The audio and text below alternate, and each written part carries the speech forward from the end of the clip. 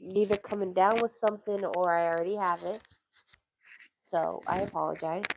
But remember that P. Louise makeup advent calendar, the one that was a train and you could actually drive it around? Right when you say train, I know what you're talking about, but if you say the other thing you just said, that French word, I have no clue. P. Louise. Because I don't do makeup. This is their new advent calendar. Another train? No. They're a bunch of cars. This girl spends more time on TikTok than I do. And they drive. Oh, come for fuck's sakes. Your laptop is in my way. Oh, I'm sorry.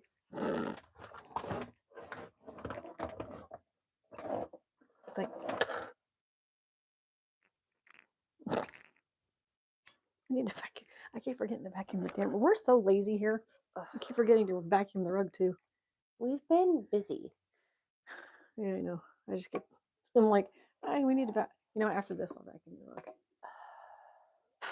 I'm gonna try to heal.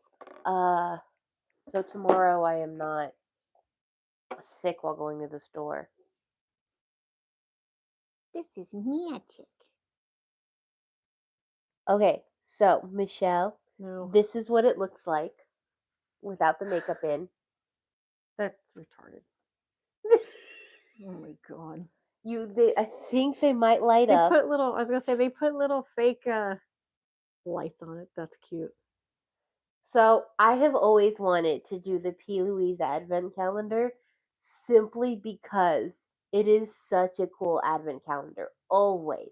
One year they did a whole entire castle that you opened up, and every day was a new room. And when you pulled out the makeup, it would have like actual designs. It wasn't just an empty box. Like it was actually well thought out. Apparently, there was one that people couldn't find. It was the garage. They couldn't figure out where the garage was. So it took them a while. People had to be like, no, open this. But you're not going to believe how much it is. Guess, Michelle. I don't want to know. Guess, Michelle. I don't want to know.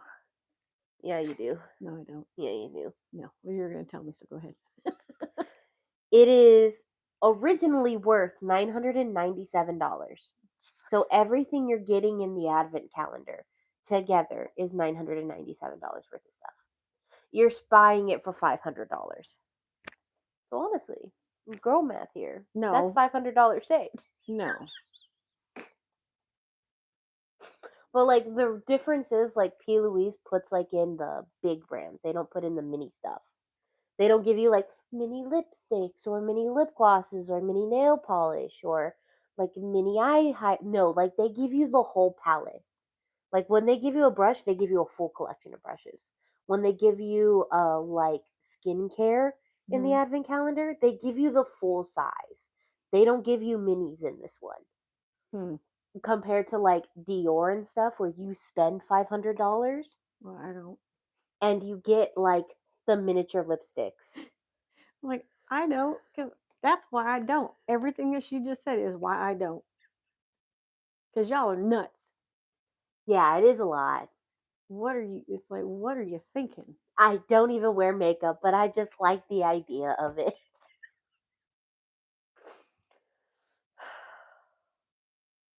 But wouldn't it be fun to have like a little vroom car? Where are you gonna put it? In your apartment? Where are you putting it? Vroom.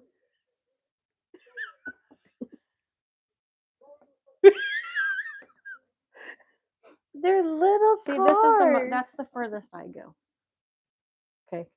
That's as far as I go. Is the nail. That's it. That's as far as I go. They have a I already lost one this morning and had to replace it.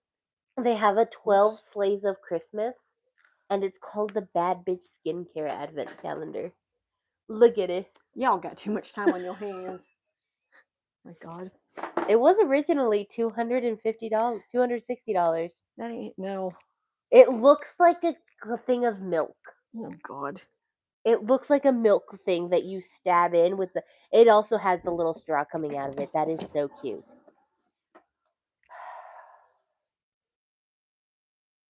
but it's English, so it's also more expensive this year because everything is more expensive this year. So, Shit. all right, you good? Did I do that? I'm sorry. I'm like figuring my bills too at the same time. Okay, so Uh. how was everyone's week? Oh no. Everyone good? That's why it wasn't. Okay, I'm stupid. Sorry. I don't math very well, so I was like doing our bills. I'm You like, math very well. You off the top of your head did a bunch of math and was like, that's 35%. Well, but what was it on though? Do you remember what we were talking I about? think I was We were talking about work. I was talking Metrics or about some like shit. percentages. And you were like, this divided by this equals, oh, this. Because I had to do it in my head. 35%. And I was like, yeah, 3.5. I'm like, yeah, 35%. Just move the decimal over one. why are you doing division in your head that easy? Oh. You're smart at Hi, math. Thomas. Hi, Thomas. I hate math. But I get it. When I did it at Pima, even my instructors, even my professors would tell me, you get the stuff, you get the math. What it was is because I'm dyslexic. Hi, Angie. It was the whole point of, you know how it would say -3 times 2 is what? And then you have to figure that out, right? Or it'd be what is it? AB times 3 plus XY. And the answer's, I don't know, 42. I'm just going to say an answer. So you What is literally, X? Yeah. yeah, you have to do all that crap. My issue was the sign.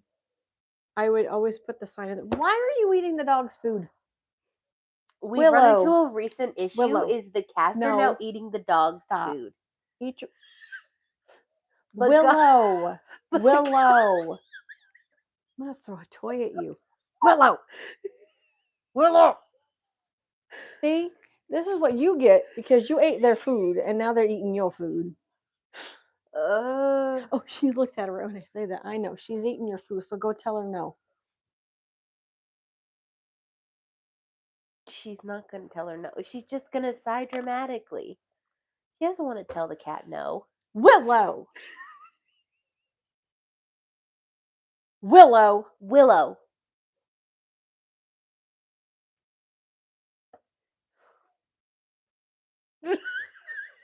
Walks out like she ain't yelling doing at her. nothing wrong. You numbnuts. If you throw that up, I'm going to kick you in your butt. No, she and Tataru both. They eat all her food all the time. You should Now see her. they're watching. You should see her. She's all like, wait, mom's right there, but then mom's over there.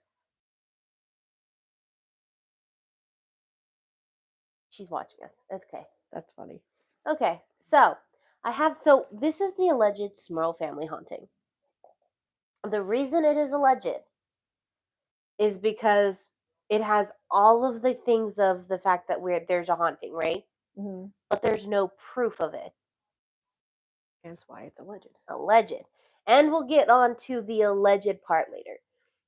It has some of the best, like it has like all the people that you would have in the 80s and the 90s, right? Mm-hmm. It has the Warrens.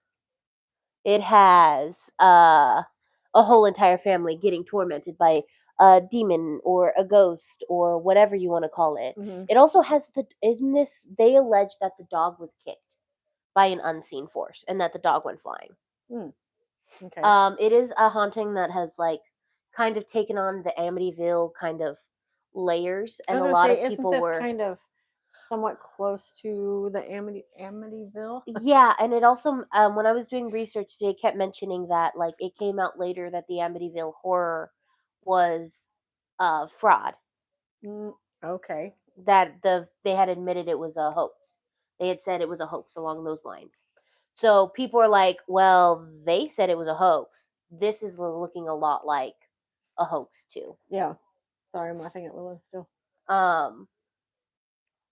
So it's bled into popular culture. Mm-hmm. It has been brought into the Conjuring universe with the newest movie that was released recently. It's based off of the Smurl family haunting. Okay. From what I understand, people liked it, but it covered more on the Warrens than it did on the Smurl family haunting. Okay, And there's a reason that. I was gonna say a lot of people, more people want to know about the Warrens because weren't they also pointed at as being frauds too, Yeah. to a point. Yeah. Honestly, I prefer the Conjuring Universe Warrens to the real life Warrens, if that makes sense. Do not lick the carpet. Do not lick the carpet. What is wrong with our animals? We're having a day. Uh, John had been running around all morning dealing with things, and then finally we ate lunch, which was also probably dinner yeah. because we're not in the mood to cook. Poor Abigail, did the dishes this morning, and yeah, we didn't do much today, did we, Willow? Come on. Did you have to make a No, I grand think we entrance? needed. I think we needed a rest. So it's kind of blending up. Like I said, I prefer the movie Warrens to the actual Warrens. Willow Simply butt. because they just. I don't know why. The real life Warrens, there is a lot of debate about them. Yeah. Uh, the haunting. So the haunting got attention from people on August 19th, 1986. The haunting had been happening for a while, but the journalist for the Wilkes-Barre Times Leader, the article that was written originally about the Smurl family home in West Piston, Pennsylvania, that was owned by Jack and Janet Smurl. They claimed that for a year before, they were subject to a terrible haunting. They said the home was infested with ghosts and kind of haunt. It's kind of they. It was like a kind of haunted mansion style haunting. There were thousands of ghosts there haunting this house. Uh, they said the ghosts were tormenting the family dog. The demons were tormenting the kids in the house. The adult claims that the spirits in the house Do not touch that. were even essaying Don't. the adults in the home. Yeah. So they said the ghosts were doing all that kind of stuff, which is wild to me. Yeah. So the article by the Times Leader and soon reporters from all over Pennsylvania and even reporters from other states wanted an interview with the Smurl family because of that story that's being told. Because the Smurl family contacted this dude and was like, "Hey, let me tell you our story. This is our Mhm. haunting story." Um, so everyone wanted to have an interview, and the Smurls were more willing to give an interview. But the weird thing is, in this case, whenever somebody entered their home, so usually, with hauntings, Mhm. when somebody enters a home, there's still kind of paranormal experiences. Okay, now you're getting them. Stop it. Ow. Mm. Moved wrong. Moved wrong. Mm. There's still kind of like hauntings Oh. almost. Uh, so like when somebody, what is it? Uh, let's say you go into a person's house, they say it's haunted. There might be knocks, or there might be something weird, cold spots, Yeah. everything like that. Anytime somebody would enter the home, especially in this like haunted mansion style haunting, where the ghosts are very much interacting with people, as soon as somebody who was not a family member entered the home, they said it would stop. Did you stop? Look at. They Oh my said god. all the haunting would stop. There'd Oh be wow. nothing Okay. as soon as somebody who was not a family member was in the home. Uh, they could never prove there was anything paranormal in the house. The press and the Catholic Church actually believed them at Willow. first. Stop it. Oh my god, cat. Sorry. She's gonna irritate me. Can you stop? Now knock it off. One of those days. Licking the shit in the carpet. Doesn't need to be doing that. Because she doesn't know what it is, number one. Stop it. It's like I don't know if it's food or something that she should not be eating. So, Sorry. Proceed. so the press and the Catholic Church actually believed them at first. It was one of the cases where what the family was saying was too big and too wild not to be true. Yeah. Uh, but as time went on and there was no evidence being made, people stopped believing in them.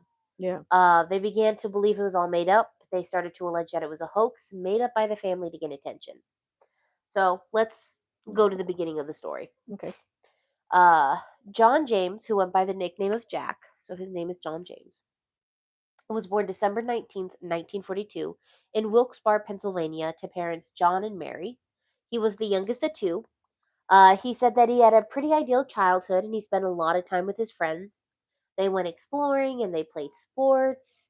They chilled in the woods. They were just young boys. Mhm. Jack was an easygoing kid and he was smart and he pretty much got along with everyone at his Catholic high school, St. Mary's. Okay. He was tired of school, and so in the 60s, if you didn't want to go to school and you didn't want to hop into a job immediately, you joined the military. So he Right. joined the military. He specifically joined the Navy from June 1960 until he was honorably discharged in 1965. Oh, He right did here. well in the Navy. He was a hard worker and he had a very strong work ethic. Uh, so while he was in the Navy, he was trained to become an electroconclusive therapy technician. And he was really good at that too. Do you know what that is? No, something electrical. That's electroshock therapy. Oh, wow. Okay, I don't like you. He was really good at giving electroshock therapy. He found out because he was really empathetic and he was full of compassion when it came to those struggling. So Yeah. he's kind of more understanding. It wasn't like some people who gave electroshock They're therapy like, who kind of got off on them feeling the pain. okay, good. That's good to know. Like you again. Yeah. He wanted to settle down, and so when he was discharged, he wanted to focus on creating a family.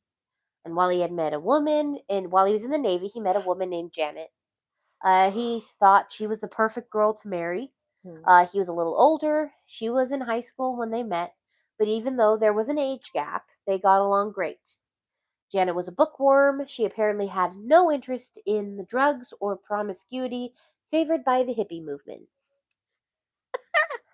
Ah, When they first met, it was brief, but Jack couldn't get Janet off of his mind. So they met up again by accident at the 1967 company Christmas party for Topps chewing gum. Little fun fact, they both worked there ow. in different departments, so they didn't even know that the other person worked there at the time. And they ended up working at the company at the same time. Different departments had no clue that they worked there. He Tops couldn't chewing gum. couldn't get her off of his mind. And then again, accidentally run into each other at a Christmas party. That's That funny. to me is definitely That's a sign. that is like fate putting everything together. Janet, like Jack, was raised Catholic, so they bonded over their similar values, and their personalities complemented each other. They were, as Jack said, readying themselves to make a family. Jack said they both wanted a family and they both wanted to make sure any kids were raised properly in the Catholic way. Okay. In the early years of Jack and Janet's marriage, they Mhm. things went well. Jack got a promotion and a pay raise, and by the end of the 60s, Janet gave birth to the couple's daughters, Dawn and Heather. So they had twins, which is insane. So Janet left work to be a stay-at-home mom. She claimed it was her sacred responsibility, but a privilege as well. So the young parents were struggling to make meet, ends meet, little, and they moved back into Jack's parents' home, John and Mary Smurl, in Wilkes-Barre. So because they were living with Jack's parents, Mhm. they were able to save money, but also his parents were able to help take care of the kids, which That helps out. was a win-win. That plays a benefit when you do live with in-laws. That if both parents are working, depending on the shift, He was the only one working. well, Jack, depending on the shift of yeah. said parents working, that it is nice to have people that are willing to help. Sadly, a problem arose. Just don't take advantage of it. Because nothing can ever be easy. No. Hurricane Agnes hit the East Coast in 1972. Mm. This storm was so bad. In the 70s, it caused billions of dollars of damage and it killed over 100 people. Oh wow. So, luckily, the Smurls didn't suffer as much damage as others have, and they were able to fix the damage. Yeah. But what made that really bad was their house was seized by the government using eminent domain. Okay. So, eminent domain is defined as the government's power to take private property for public use even without the owner's consent, provided just compensation is paid to the owner. So basically, the house was damaged by the hurricane. Okay. So, when the government was like, we need to take your home to build a hospital, they didn't have to pay them the full amount of the house was worth before the hurricane. They They could did. get it super cheap because it was damaged. Yeah, which is messed up. Yeah. And Okay. to this day, states You can move on. states and the federal government still use eminent domain to this day. Oh wow. They Well, still say we'll give you what the land is worth, but we need to take this for for public this use. reason. So because the home was damaged, they were able to pay the family next to nothing because it was considered just compensation. So the family now needed to find a home to house all six of them Mm. because they were being kicked out. Jack, Janet, and their kids and Jack's parents moved into a duplex at 330 Chase Street in the small town of West Pittston, Pennsylvania, half an hour away from Scranton. So in the middle of the 1973, the Smurls bought the home that everyone in town bought the home. Everyone in that town was hardworking young people, so they got to work. So they got to work too. Even though she was a stay-at-home mom, Janet got active in the community. She worked to establish a girls' softball league. She joined a local chapter of Students Against Drunk Driving, and she spearheaded the Cherry Blossom Festival. Jack was also doing well. He was moving up in top's corporate ladder to middle management position and joined the local Lions Club. So Jack and Janet agreed that in the early years in that home was some of the happiest times in their marriage. So Jack ended up selling his part of the duplex to his parents for $4,000, or about $25,000 now. Oh wow. And they bought themselves a home. They didn't know much about the home other than it was previously owned by an elderly man who had been renting the property for years. If I'm not mistaken, they bought the other side of the duplex. Mm. So And it his was kind of, parents was yeah. both. And that will play into this. Okay. Uh, The house passed the standard when it came to electric foundation, all the normal stuff. And in total, they bought the home for about $10,000. I don't know what year they bought their home, but that would be about $65,000 for what they bought their home for. Jeez. Yeah. The first strange occurrence began in January 1974. Okay. A couple months after they moved into the home, Mm. Mary had recently bought a large red carpet for their side of the home. So his parents had bought a carpet for their side of the home. But when they rolled out the carpet, they were disappointed because right in the center of the carpet was a huge stain. Now, Mary was not one to just throw away a destroyed rug, so she decided to try to clean it, and she managed to get the stain out. But a couple days later, the stain was back in the exact same spot. So they ended up throwing the carpet out. They were like, well, that's a little weird. Bye bye. They were a little confused, didn't think about it. So now to hammer out the actual timeline for the haunting, uh, where is it? Da-da-da-da-da. The Smurls. So the reason I say to hammer it down is because the Smurls could never actually like they would change their timeline. They would say things started earlier and then no. It started later than that. No, the hauntings didn't begin until this or that, or Yeah. they were constantly changing their timeline. So What? they claimed the haunting lasted a year and a half. So the stain was not something they really thought was a haunting. Mm. But they realized thinking back that it was the first of a long line in haunted and paranormal experiences. Mm. So a few months after the rug incident, Jack said he was watching TV when the TV suddenly burst into flames without any warning or any sign of a problem. Okay. So Jack and Janet were like, "Damn, this has to be faulty wiring." But then they went to go check it and everything passed inspection.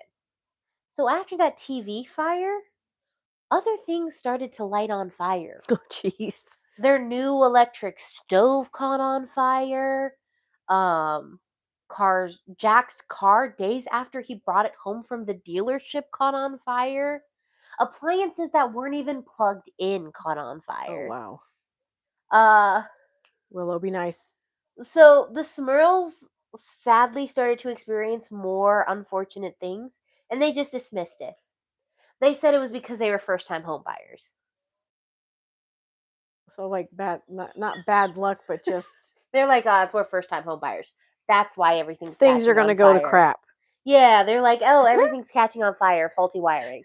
It's just we're first time, But then they had the house inspected, and it was and it fine. was fine. And they're just like, "Well, first time home buyer issue, I guess. Didn't know this." Just our luck.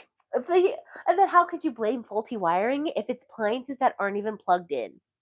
Yeah, I mean, come on now. Uh, Unless you imaginary thought you plugged it in. the Smurls sadly started to experience more unfortunate things. So some of the issues, like faulty wiring, leaky pipes, they said could have been from buying a home with no known history. So something that made it was worse was when something happened, Jack or John fixed it. But they didn't have a history or training in fixing things, so that also could have like made the issues worse. Like if they Yeah. but it like had passed inspection, but if like they had a leaky faucet, like the water would just drip, drip, drip, they would try to fix it and then it ended up making it worse. Yeah. Um John and Janet though started to think it was something else though.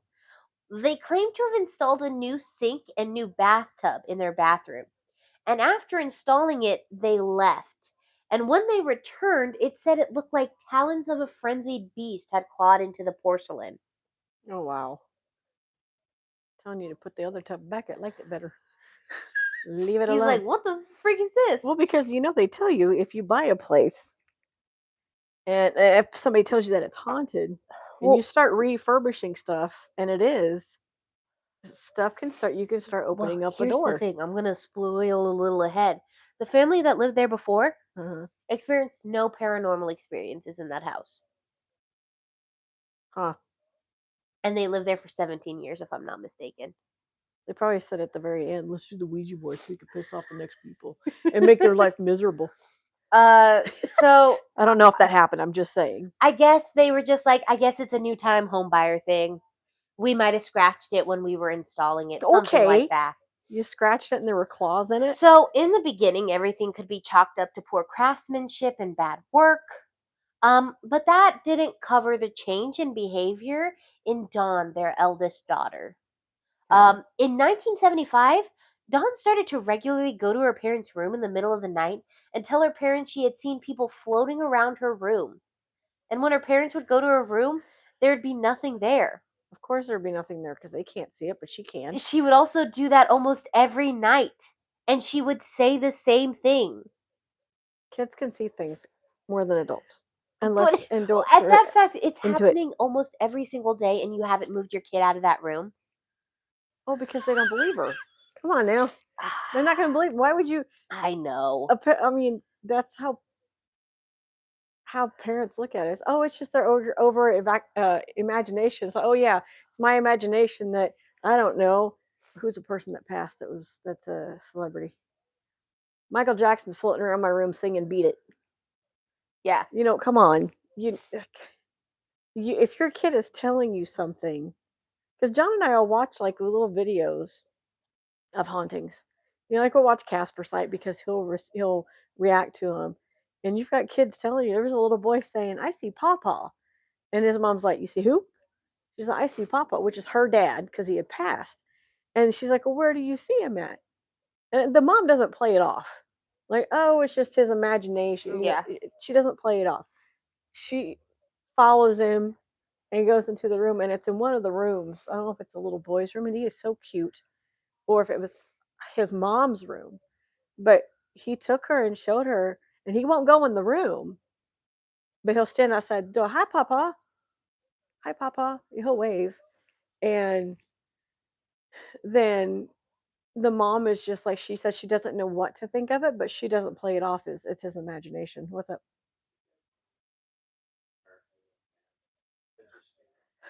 Yeah, Yeah. yeah,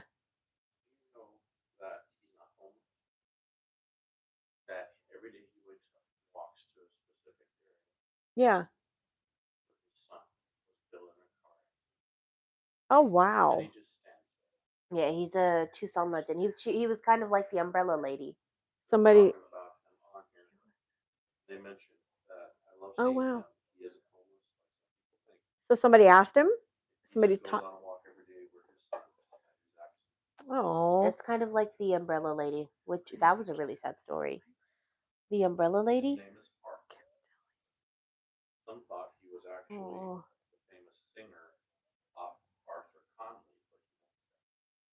Oh wow. See, Angie, I had when John and I were living in his mom and dad's house. I John was fast asleep because normally I don't fall asleep like right away. I can't. I have the TV on, or I'll fall asleep with the TV on. But at his mom and dad's house, there were things in their house because there were times that I'd be home by myself and things like I've told you before, Uh-huh. they would get muffled, Um, and then I there know. was a The umbrella cowboy. lady's story is so sad. There was from what John said, he woke up. I guess I was tossing and turning or just restless in my sleep. And there was a cowboy at the end of our bed that touched my foot, and then I was fine after that. I had, I was going to sleep. And you know how some people, I don't know what you call it, your chakra, third eye, whatever it is.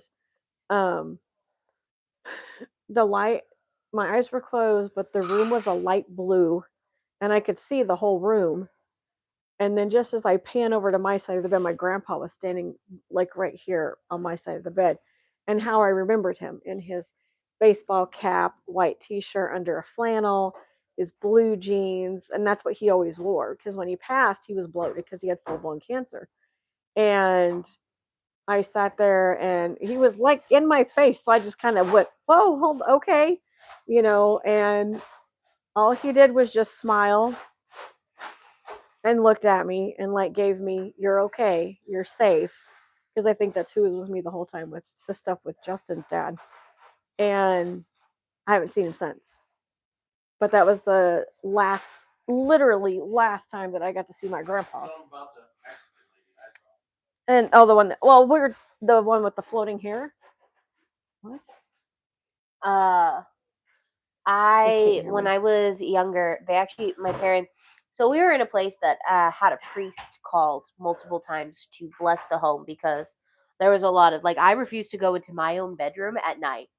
I refused. Yeah. I could not. I would cry if they tried to force me to go into that bedroom. Only at night. During the day, I was fine. I could do my business. I could play in there, live in there, vibe in there, Skippity doo dah. but only at night. I could not sleep in that room. Oh wow. I couldn't even walk in there. I couldn't even walk down the hallway to that room. Sounds familiar. No. Uh, and then I remember a story of my grandma telling me that her and my grandpa were staying in that room. Mm-hmm. And I think she said grandma woke up because she heard a dog barking, like Uh-huh. right outside the window. Yeah. And when she came to look up, there was no dog barking outside the window. Oh.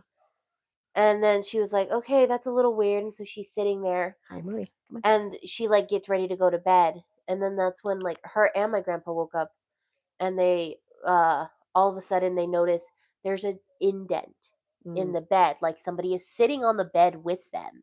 Oh wow. And they were like, nope, we're going to start praying. In that house, I was getting ready. I was taking a shower. I was just getting out of the shower and I was looking in the mirror and I look Mm. down and I see feet, just the feet and the bottom of a dress. Now the dress is white and had this blue, like, in the ancient Greece, like that kind of like design that they have, the square with the that like kind of goes in on itself. Yeah. That was a blue design on the bottom of the skirt Huh. because it was a dress, and I remember seeing only the feet and the top, like a little bit of the bottom of the dress, Yeah. and I became terrified. And I turned around, and it wasn't there. I had seen it in the mirror, and I turned around, it wasn't there, and I had screamed. And Good. we had a priest, and the priest said that he could see things, Mm. that he had been given the ability of sight. And he said that my mom was like, well, it was white and blue, and she saw feet. Could it have been that she saw an angel? And he goes, no, because when you see angels, angels give a sense of peace, Mm-hmm. they give a sense of calmness. Yeah. They don't cause you to scream. They don't give you fear or terror. If Right. anything, it was something pretending to be an angel, Oof. trying to make you believe Mm. that you'd seen it or that she had seen an angel. And then it showed its true form. And then when I turned around, there was nothing there. Mm. And then that was just one of many experiences Oh I've had. wow. Ours was the guy in the living room at his mom and dad's house. Two recliners, one by the front door. And you've been to their old house. And I couldn't. It was so weird because in my 30s, I have to go to the bathroom, but I have to turn the light on just so I can go out into the hallway because there was somebody, even though I couldn't see it, um, even though I Aw. could not see it, there was something there that wasn't nice. But I told John that there was a man sitting in that chair in a top hat. Because if you turn the lights off, then that's when you can kind of see things. And all I kept seeing was like there was literally the chair, and it's a light color, kind of like this, a little bit lighter maybe. But when I would look, there was somebody sitting in it in a top hat, just sitting there watching me go by to the bathroom. But I'd have to turn on almost every single light just to go to the bathroom. I uh I remember uh it was we moved into a new house and there was a chair that we had set next to like our bookshelf Hmm. because there was an we were renting from a friend and they had like a inside the shelf thing, like a built-in shelf, and Yeah. we put a chair next to it. And I remember I was cooking and I looked over and I see a dude in a cowboy hat. And I like get out of the kitchen, there's nobody there. And then immediately I go back to where I was standing. Cowboy hat, guy in a cowboy hat, sitting right there. And sometimes he'd be sitting in the chair, or sometimes he'd be like leaning on the chair, like he was tired of sitting, so he'd be leaning on the back of the chair. Yeah. Anytime I was in the kitchen, I'd look out, there he was, just chilling there. And I was like, well, the thing is, it was Patrick's chair. And Yeah. Patrick is the one that my biological father, who they Oh. started to do the exorcism process on him, but then he stopped Yeah. doing the process. He stopped following up. He didn't do what he was supposed to do. Yeah. Um, so, but I always found that weird that no matter what, I could always see him standing back there. I asked my mom about it. I asked Patrick about it. I was like, "Could you see it?" And he was like, "No, Hmm. I don't know what you're seeing." I was like, "Okay, this is a little weird." And then there was the story of we were in Colorado. I think my grandparents had a timeshare there, and we were staying there for the weekend. It was the first time I'd like ever really. I don't remember it at all. It's completely gone. Yeah. All I remember is the snow, and I remember sliding. I remember sledding. Yeah. Uh, but I remember. But Valerie told me that one morning she woke up, the middle of the night. She woke up and Patrick was sitting on the chair staring at us Hmm. while we were sleeping. And she was like, "Patrick, why are you staring at us? Like, why aren't you asleep? Why aren't?" And he goes, "There was something leaning over her," and he's talking about me. And she goes, "What do you mean?" He goes, "There's a tall, shadowy person just leaning over her and getting closer and closer and closer to her face." Hmm. And Valerie looked at him and was like, "And you didn't do anything? You didn't think to wake us up, turn on the light, Wow. yell at it, do something like that?" And he was like, "No, Nonchalantly. I just let it." And I was like, "Okay." Thanks for my safety, man. Who knows what happened that night? Uh, but yeah, no, Houses do have history, whether it's new or old. it Huh. land has history. So Where he's like, I don't for the care. most part, the paranormal stuff was just minor inconveniences. Disruptions in radios. So radios would turn on and off by themselves. Drawers would open and close. They would hear footsteps walking in the hallway in the middle of the night. If you think Uh, I'm too fat to bend over to get shit, None of them had got it. explanations, but Jack and I ate too Janet, much food. ever the type to ignore problems, just ignored the issues. They Hmm. just, yeah, It's nothing. They brush it off. the radio turned off. Okay, I guess it turns off now. Might be a glitch in it. Yeah. Drawers open and close. Oh, I might have left it open. Might have closed it. My bad. Hearing footsteps walking in the hallway in the middle of the night and there was nobody walking the hallway. Yeah. Just creaking in an old house. First time home buyer. Could be John again, walking around the house naked. Yeah. And it became Wearing really shoes. it became really easy to ignore these issues for them. They were just kind of like it Yeah. became like second nature. And it became really easy to ignore it in 1977 when Janet gave birth to twin girls again, Shannon and Karen. So they had Dawn and Heather, and then they had Shannon and Karen. Wow. They were busy. There were 4 kids, and they weren't paying attention to the noises going on. They weren't paying attention to the haunting. They're just living their life then. Yeah, and to me, that's the funniest thing because most of the time, that's what they say to do in hauntings, is to ignore them because then they're gonna go, "Well, fuck you. I'm not scary enough." They do. They sit there and say, don't Egg it say on. anything. Don't even acknowledge it because if you do, it's just gonna get worse. It's gonna get worse. Or if you really want to, just be like, "Hey, ground rules. Mm-hmm. This is what's happening. I'm gonna ignore you if you break the rules. I'm not gonna acknowledge you." Instead, and they were ignoring it. So that's the funniest part is it somehow gets worse with the ignoring. It's like, all right, I ain't scary enough. Guess what? So Let me in bring this out this crap. So in the 70s and 80s, Jack and Janet and their parents were busy with the new babies. They weren't focusing on all the little inconveniences or every agitation or footsteps. But things began to change in 1983 when the couple began to notice a stench that filled the home. And it smelled like smoke and rotten meat. And it filled the home no matter what they did. Nothing would stop the scent. I never smelled rotten meat, but I always smell cigarettes. Mm. Yeah, so it smelled like smoke and rotten meat. Ugh. And Jack claimed the first time he smelt the scent was when he was kneeling at the edge of the bed, praying the rosary, basically hinting that that was a demon and he wasn't pleased that he was praying the rosary. Yeah. So Jack and Janet, ever the kind to ignore potential paranormal issues, went, let's find a rational reason for the smell.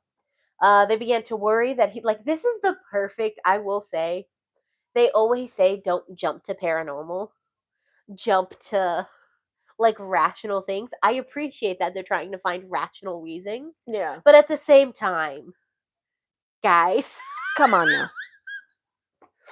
let's put pieces together here. So they began to worry that the scent was being caused by a substance from all the heavy mining going on in the area. Uh, so Okay. simply, they basically said that there was a lot of mining, and sometimes the land just caves in on itself. Um, and one of the first signs of this is natural gas smells. Like sulfur. Yeah. So Jack contacted the Department of Mines and said he was told to check the foundations of the house for cracking or crumbling, and there was none. There was no evidence of it about to collapse because that was their concern that the house was going to collapse. So since they moved in about 73, they had experienced quite a bit, but they ignored it. And they claimed that they stopped trying to rationalize everything that was going on in that house. And they accepted the house was haunted. They were like, okay, I guess it's time to come to terms with the fact that we have a haunted house. Mm-hmm. But then, in 1965, that changed. It was no longer minor inconveniences. It seemed to get a lot darker. One winter afternoon, Janet was in the basement separating laundry and running through her to-do list, and she was loading the washing machine. And she was doing this, she thought someone called her name. So she stood up straighter and listened closer. And just when she was going to explain it away, she heard a soft female voice call her name again. And it seemed like it was coming from behind her. As she turned around to confront the ghost, but there was nothing there. She was confused and trying to figure out why it would be happening. And she was thinking how violating it was to have a spirit in her home when she heard the voice again, and she made the biggest mistake you can make in a horror movie. She screamed to the voice, "What do you want?" Oh, there's a number one rule. You just broke that. So, freaked out, she headed to the stairs and she walked up the stairs, basically facing the basement and her back. So, like, she was walking backwards up the stairs Okay. with her back to the basement door as she was going up Yeah. because she was terrified. And as soon as she got up to the top of the stairs, she heard her name being called again. And she was like, "It's fucking with me." And so she ran to the kitchen. got to her knees, and began praying. And she would periodically return to the kitchen to pray throughout the day. She's like, I gotta go pray. So Janet went to Jack and she was like, I'm not okay with this and I can't ignore it. So, being Catholic, they did believe in the paranormal, but believing was different than experiencing. So they realized they should get some help. But they eventually put it off and they never got to it. They're like, okay, we're going to get some help. But we got to solve this issue first. We're just gonna put it off. That is an issue. The issue should be solved now, not putting it off. So months go by, they haven't solved the issue. Oh, they're messing with our schedules again. So months go by. Sorry. They haven't tried to solve the issue. Haven't gone to get help or anything like that. Right. A few months after Janet heard the voice and nothing happened. But that's when she gets her second experience. Mm-hmm. One February morning, after she sent the girls to school, she was in the kitchen ironing, and she felt a sudden cold chill rush into the room. She thought she left the window open or something, so she looked up and she saw a black human-shaped form standing 10 feet away from her. And she said in the beginning she wasn't even sure if it existed, but then it started moving towards her. She froze. She had an iron in one hand and she just stared at it as it got closer to her. I will iron your face. She claimed that it had a cape that was fluttering on its back and it had no facial features at all. You know what it is? The Hatbox Ghost. Sorry. She said she could kind of see through it, so she realized it wasn't real and that it was the height of an average man. So Janet is standing there staring. And as she's staring, No, you can't and get back it's there. walking closer to She's her. sitting on it. You can't get back there.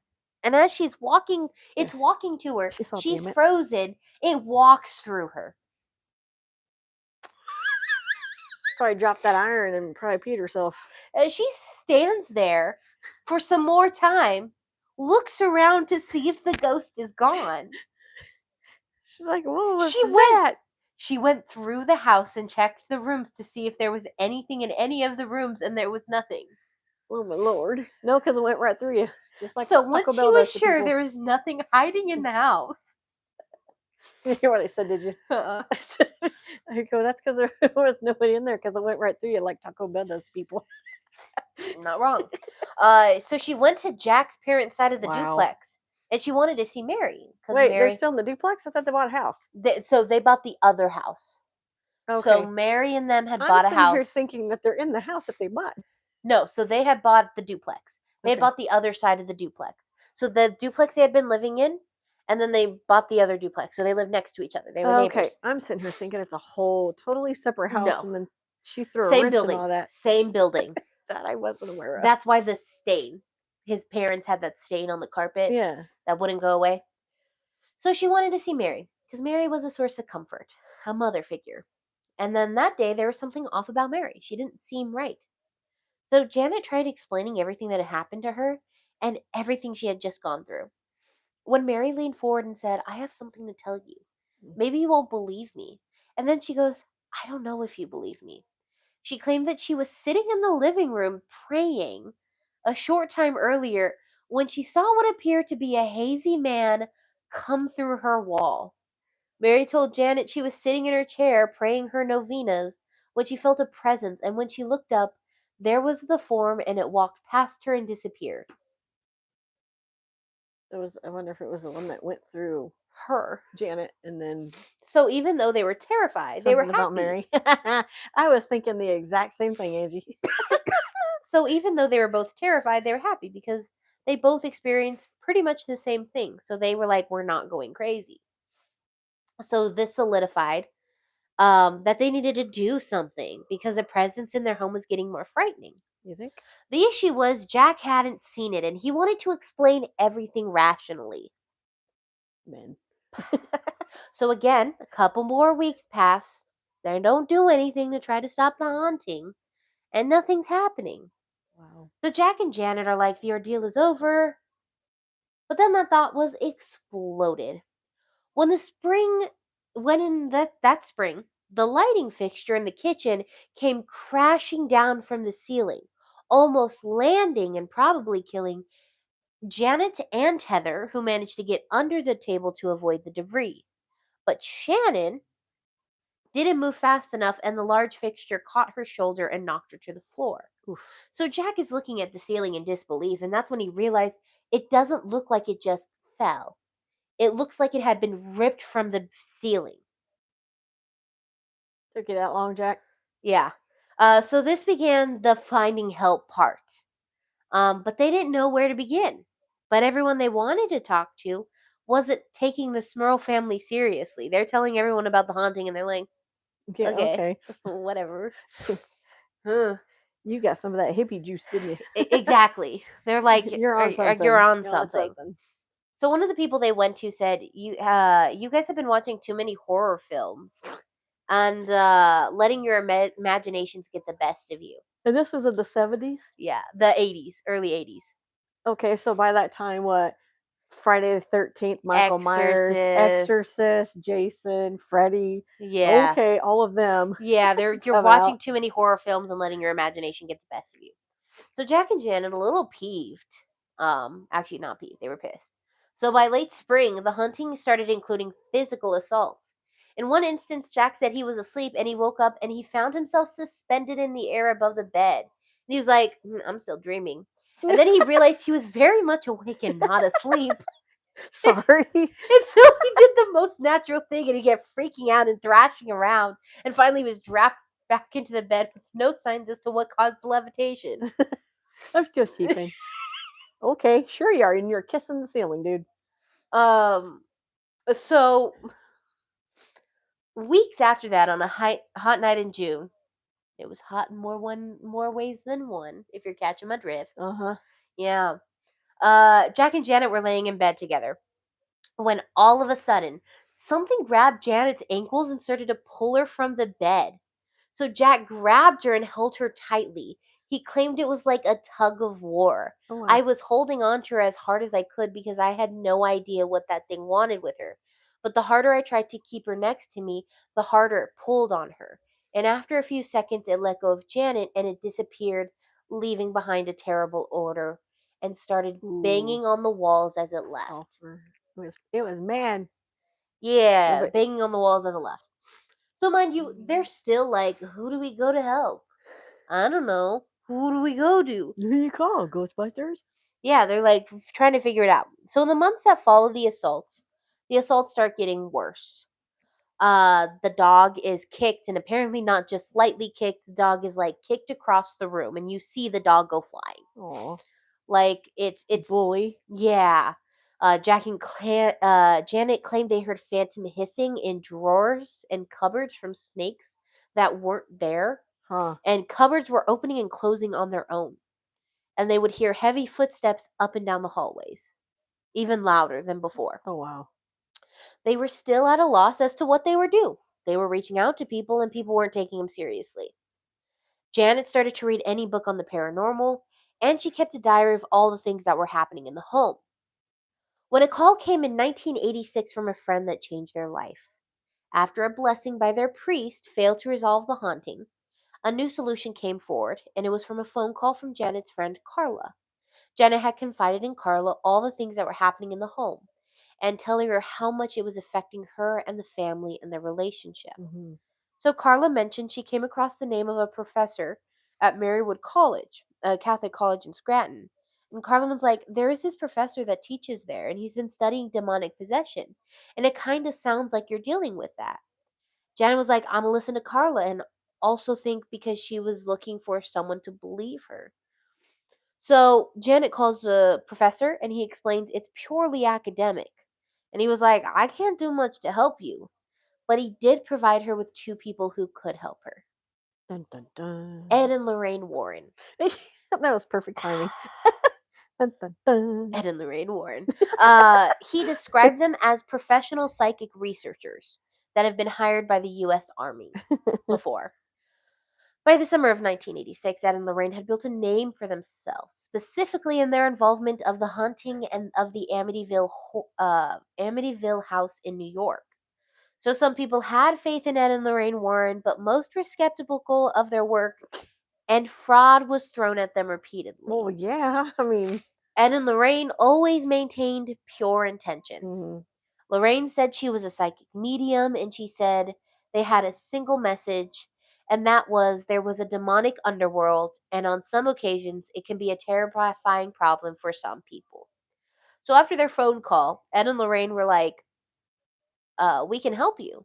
But so they agreed to travel from Connecticut to Pennsylvania, and as soon as possible in their initial interview with the Smurls. Ed and Lorraine asked their usual questions, so they're interviewing them. Asked the usual questions regarding the families, relationships to Satanism, Ouija boards, and witchcraft. Yeah. All the activities the Warren said could lead to demonic infestation.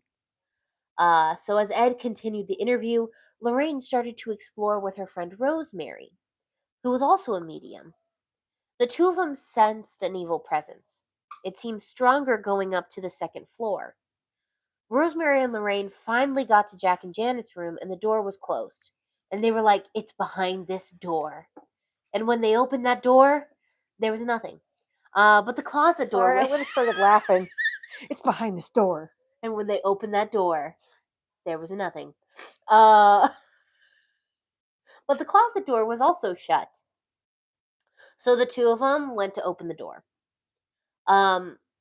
Nothing happened to them physically, but Lorraine and Rosemary claimed to identify 3 ghosts in that home. 2 were benign, everyday house ghosts, and 1 was angry.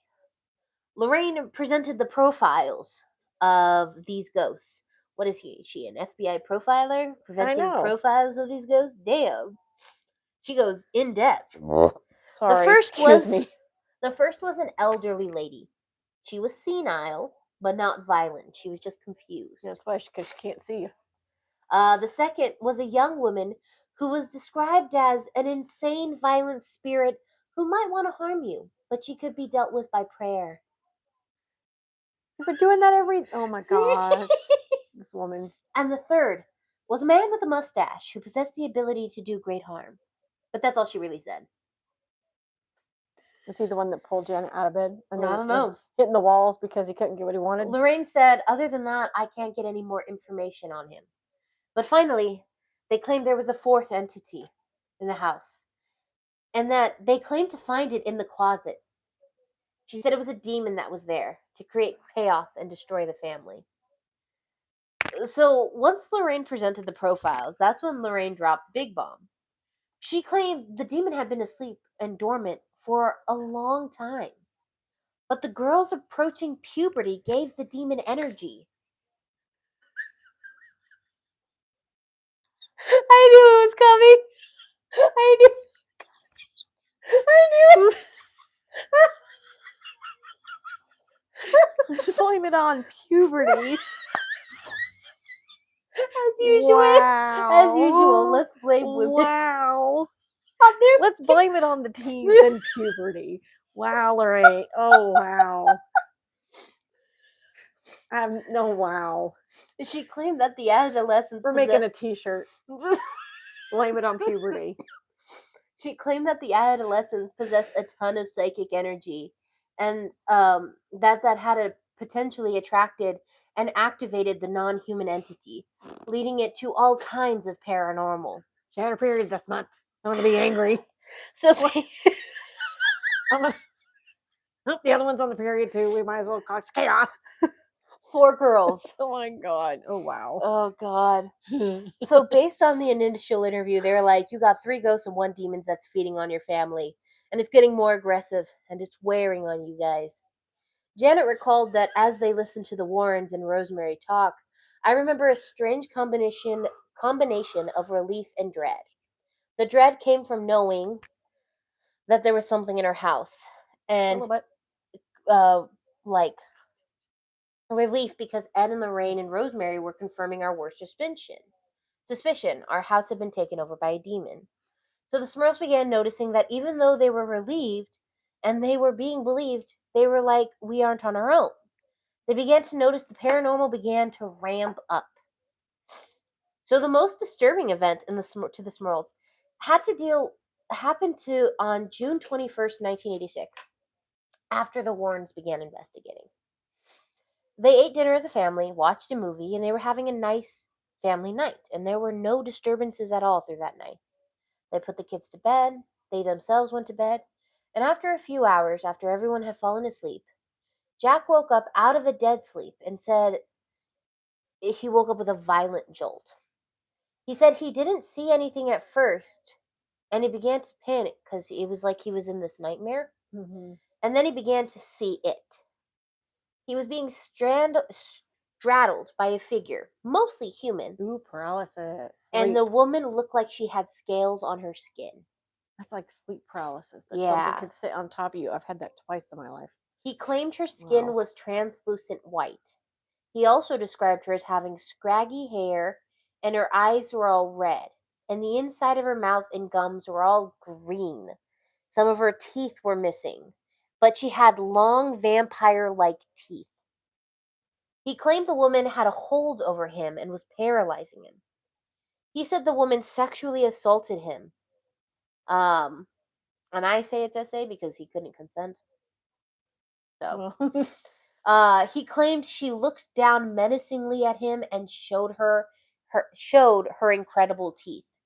He later said that he was sore after it occurred, and that's how he claims he knew it was real because he fell asleep immediately after it happened. So he woke up, experienced this, immediately fell back asleep. mm. And then when he woke up, Well, he it's was pretty draining. sore. It's Yeah, pretty draining because yeah, when that happens to you, you can't move, you can't scream, you can't do nothing, yeah, and you're pretty much you're stuck, and you're awake, which is the more terrifying part of it. So yeah, it's pretty draining when whatever was sitting on him yeah. goes after you. And he was like, "Holy shit, that was real, and that wasn't a dream." It was clear to everyone that the church was going to have to get involved Mm. because there was no way of getting it out of their home. Because remember, the church had done a basic blessing before, Mm. and it didn't work. So they were Right. like, "We need to pull out the bigger guns." The church, though, declined an exorcism because they had done a blessing, and none of the family was showing signs of possession. There was only an infestation. And there was no evidence they could gather. In the church at this time, that's when it began its crackdown on exorcisms.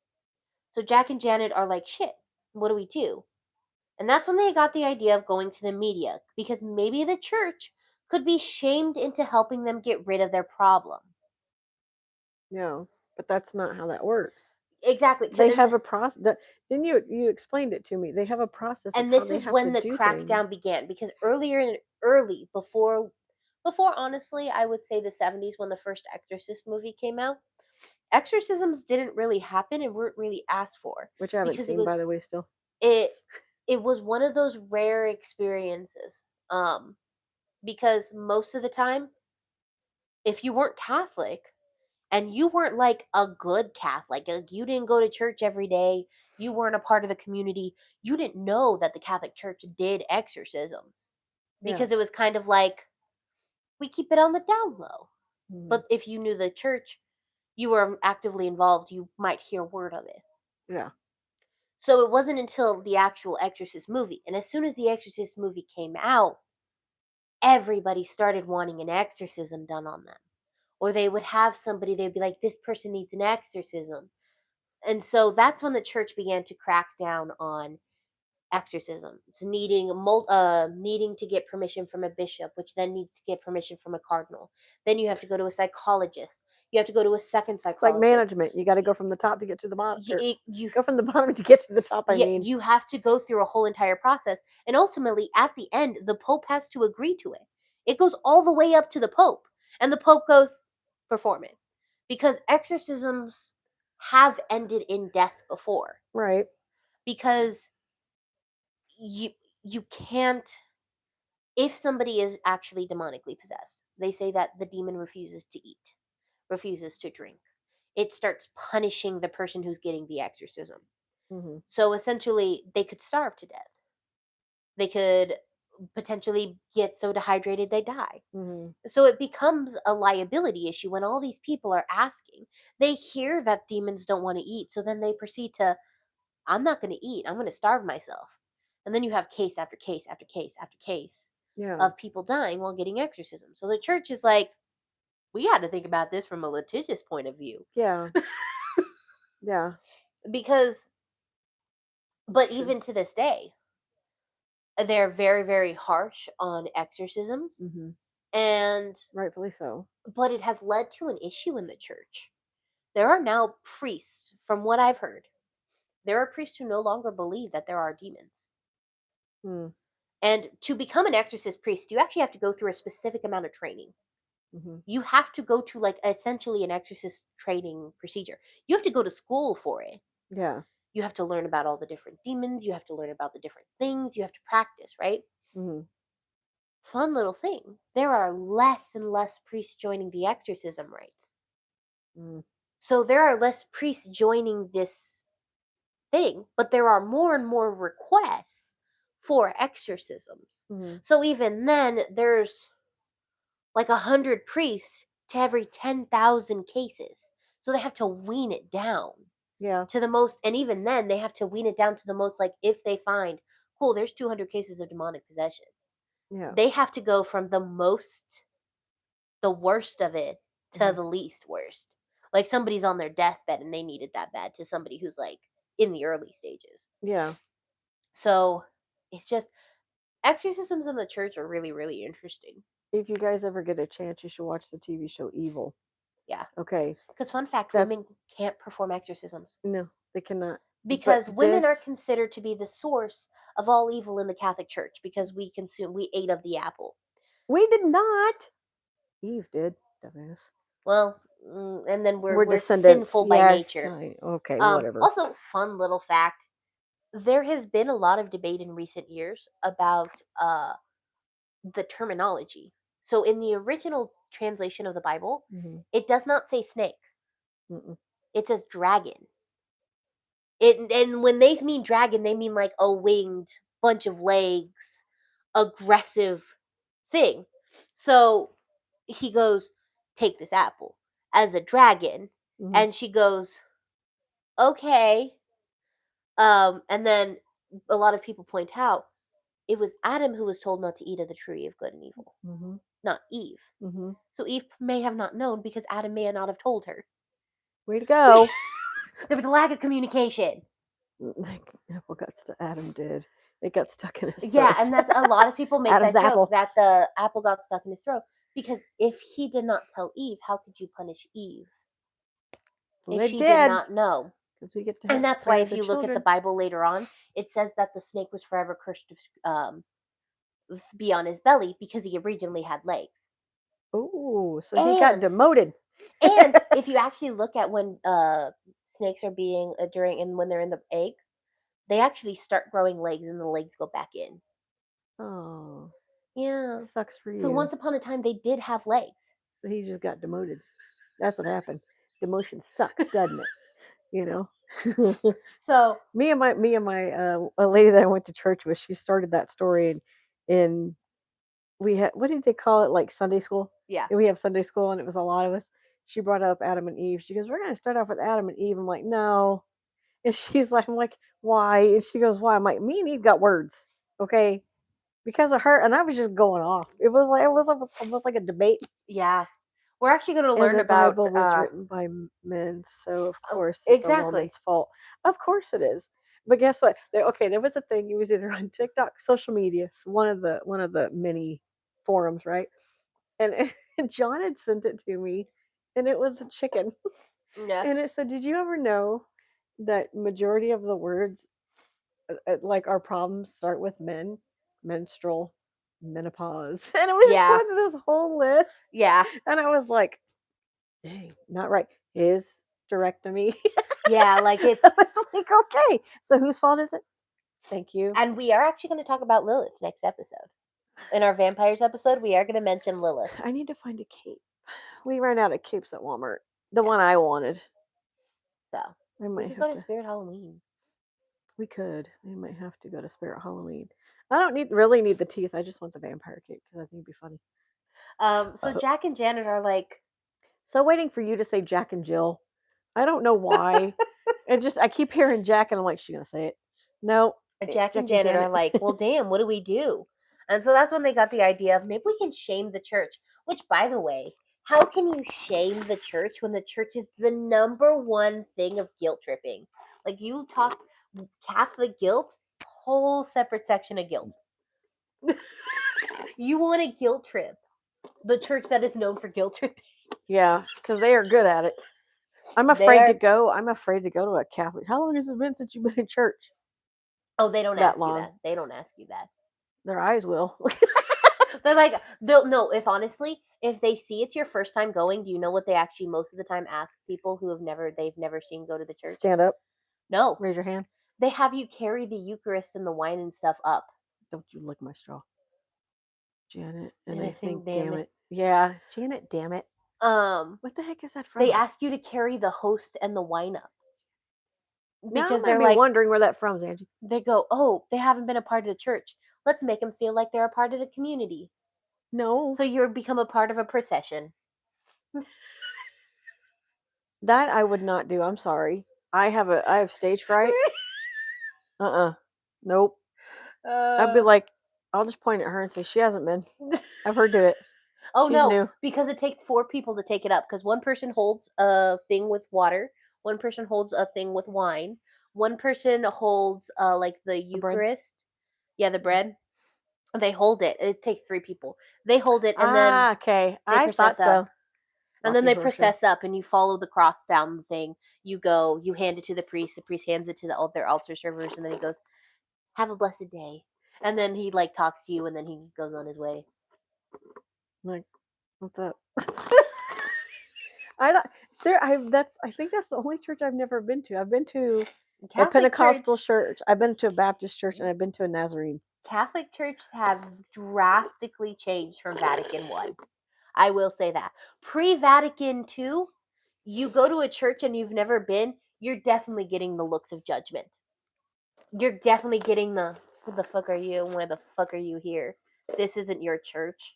Are you even baptized? It is now, because Yeah. Yeah, like that's after Vatican II, it was like we welcome everybody. Everyone is welcome in the Church of God.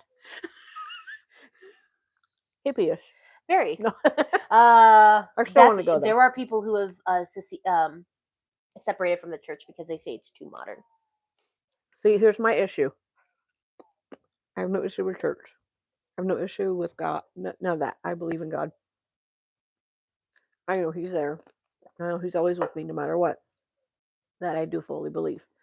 What I don't like is the way it was people pushing their beliefs off on me about how I should perceive Him and how I should see Him Hmm. in many ways, shapes, or form. And well, you should be reading the Bible every day. Well, the Bible has been rewritten how many times?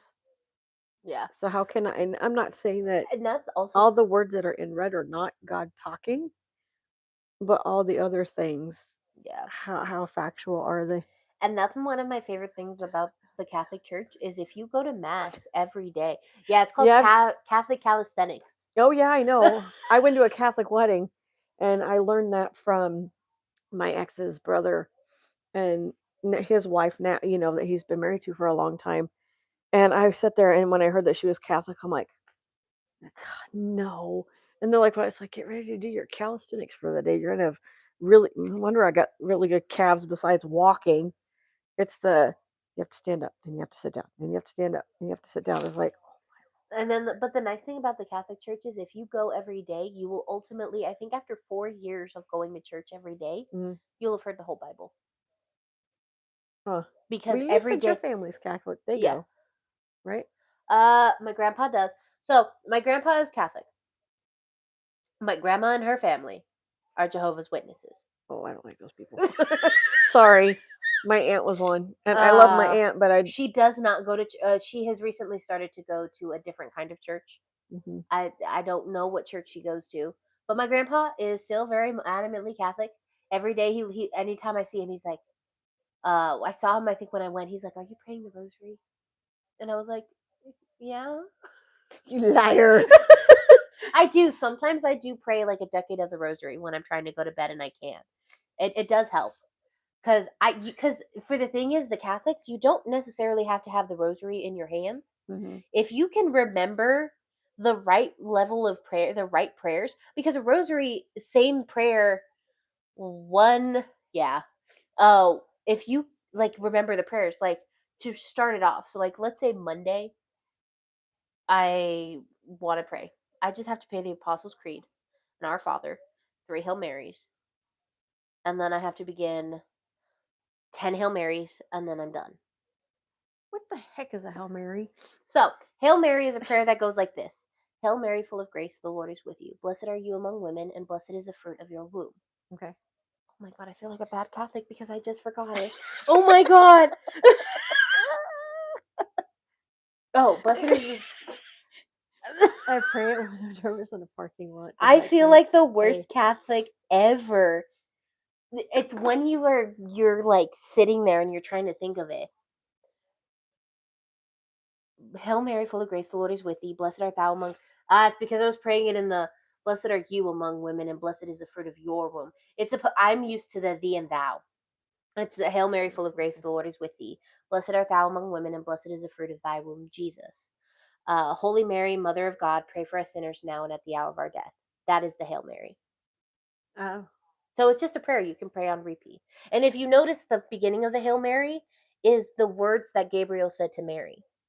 Hail Mary, full of grace, the Lord is with you. Blessed art thou among women, and blessed is the fruit of thy womb, Jesus. I'd have to write that down. Yeah. Well, once you're a Catholic, you pray it repeatedly. Like the Hail Mary is like one of those. Because that'd be something I'd want to practice it and pray. And you'd probably be seeing you me have in apparel saying it. Fun little thing. Because we have You to deal have with to people. learn how to pray the Hail Mary before you get baptized. You also have to learn the Our Father, which is another prayer. Give me about a month. You also have to learn, I think, the Apostles' Creed. Hail Mary, full of grace, amen. Prayed with you. Like the Our Father who art in heaven, hallowed be thy name. Thy kingdom come, thy will be done on That one earth as it is I in know. heaven. Yeah. Blessed are you. All that fun stuff. Give us this day our Their daily bread. Forgive us our trespasses, we forgive those. Hail Mary, full of grace, the Lord is with thee. Blessed art thou art amongst women, and blessed is the fruit of thy womb, Jesus. Holy Mary, Mother of God. Hey, you're going too fast, Leah. Okay. And Apostles' Creed, yeah. The Apostles' Creed, I always get confused with the Nicene Creed because there's 2 different creeds. You know how we ventured off from I what know, we're we have talking about ventured straight so to far this? off. The Apostles' Creed goes like this. I believe in God the Father Almighty, creator of heaven and earth, and in Jesus Christ, his only Son, our Lord, who was conceived by the Holy Spirit, born of the Virgin Mary, suffered under Pontius Pilate, was crucified, died, and was buried. He descended into hell, and on the 3rd day he rose again from the dead. He ascended into heaven and is seated at the right hand of God the Father Almighty.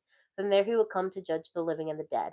I believe in the Holy Spirit, the Holy Catholic Church, the communion of saints, the forgiveness of sins, the resurrection of the body, and life everlasting. Amen. And you had to learn all that? Yeah. That would take me a couple months. Basically, it's a profession of your faith. Okay, can you shorten it? I know you can't. I'm kidding. Oh, you think that one's long? You want to hear the Nicene Creed? No, we're good. I've heard 2, and I'm okay. No, I'm reading you this Nicene Creed now. It'll take 5 minutes of our life. Okay, Nicene Creed. I believe. See, I don't know if I can remember the creed either. That'd be. I'd have to have like it on little cards. I believe in one God, the Father Almighty, maker of heaven and earth, of all things visible and invisible. I believe in one Lord Jesus Christ, the only begotten Son of God, born of the Father before all ages, God from God, light from light, true God from true God, begotten not made, consubstantial with the Father. Through him all things were made. For us men and for our salvations he came down from heaven, and by the Holy Spirit was incarnate of the Virgin Mary, and became man. For our sake he was crucified under Pontius Pilate. He suffered death and was buried, and rose again on the 3rd day, in accordance with the Scriptures. He ascended into heaven and is seated at the right hand of the Father. He will come again in glory to judge the living and the dead, and his kingdom will have no end. I believe in the Holy Spirit, the Lord, the giver of life, who proceeds from Father and the Son, who with the Father and the Son is adored and glorified, who has spoken through the prophets. I believe in one holy Catholic and Apostolic Church. I confess one baptism for the forgiveness of sins, and I look forward to the resurrection of the dead and the life of the world to come. Amen. She says, try praying the cross on Easter. Oh, God, no. See, the one thing that I always not really want to know the difference, and then we'll get back to our hunting, because I ventured way off because I asked a question. Is I always thought a Catholic church when I went to that wedding. Remember, I always thought, oh, these people are proper. They don't drink, they don't smoke, they don't do none of that, they don't cuss. This is the first time. Oh yeah, and then the 14 Stations of the Cross. Oh, cheese and crackers. You're making me really want to decide not to want to see the Catholic side of Those things. Stations of the Cross are only during But the Lent. Really, when you go through the stations that Jesus, like yeah. when he fell again, when he Oh, fell okay. again, when they saw him. So my whole thought was it was all those things. Yeah. Catholics were scary. Okay. And again, I'm younger, so I don't know. I've been to 3 different types of church: Pentecostal, which we call the Holy Rollers, and then you have Nazarene, and then you have the Baptist. Okay, been to those 3. Did not care for the Baptist at all. No offense, did not care for your church at all. Pentecostal people, I thought they were on crack and some type of drug because, yeah, that's what I said. Then come to find out, the priest that Uh did their wedding come out with a cigarette, and I'm like, what? And then I learned that's not the case. You can and correct me both if I'm wrong, you can pretty much live your life Yeah. and be who you want to be. Yeah. And I'm all like, I never took another step further to look more into. I think Yeah. that's why I brought it to your attention. It's like I don't know where I'm supposed to be as far as religion wise, but now I sit there and I think about it. I'm like, yeah. I mean, my ancestors are Catholic, so. But then again, my other ancestors are also Odin because of Viking, Norse mythology. Viking, and I'm really into that. But it doesn't mean I want to live the way Yeah. kind of thing. But a lot of the Norse Viking, my ancestors also went to Christianity and things like that too. They switched over to that. But I'm all game to Honestly, learn I about will that. say the Catholic Church, yes, you can be just how you are on an everyday person as long as, and there's a reason the Hail Mary, the Our Father, and the Apostles' Creed are so popular because you pray them. Mhm. They are memorized prayers. You do not have to go, I don't know what to say. How do I pray? You actually know what to say because it's there. You have a memorized prayer that you can be like, I don't know what to say, so I'm just going to pray this. Exactly. It's treat others like you want to be treated. exactly. That's how I am. That is You what want the people. Catholic Church essentially teaches. Now, that is for cradle Catholics. I'm assuming, Angela, you are a cradle Catholic. Now, if you go to a Catholic that is a transfer Catholic, so they were originally a different religion and then they uh, became a Catholic, they got baptized later in life, they have a very, very different viewpoint on the life of being Catholic. Their Catholic is very much, you have to follow the rules. You have to follow all of this. You have to do this. You have to do this. You have to do this. That's the only way you're getting into. They are very much for the rules. See, I wouldn't be Meanwhile, a transfer cradle Catholic. Catholics are like, we've And, been always taught to treat others as Jesus would have taught people. and see, that's how I pretty much am. You want to treat me with respect, I'm going to treat you with Exactly. respect. You And treat me that's nicely, I'll treat you nicely. and that's what cradle Catholics. Maybe you laugh out loud. Yeah, born and raised. Yeah, it's once you. I think that's just what I am looking for is where And I can go to a church. I'm not going to feel I will judged say or the looked at church like I'm can be judged. really beautiful. Did I show you that video with the monstrance? That priest who had the Yeah. deacon had the monstrance. There are some times when you sit there in the monstrance and you're sitting there just staring at the host, because all it really is a host that the priest has said. Exactly. Um, is the host is inside this giant gold monstrance, right? Mhm. But sometimes when you sit there and you're staring at it, there is something that hits your soul in a different way, and you just it hits you differently, where you just are sitting there and it's like you feel something you've never felt before. Like honestly, sometimes I think going to church may not like exactly. The sinner on the cross was forgiven.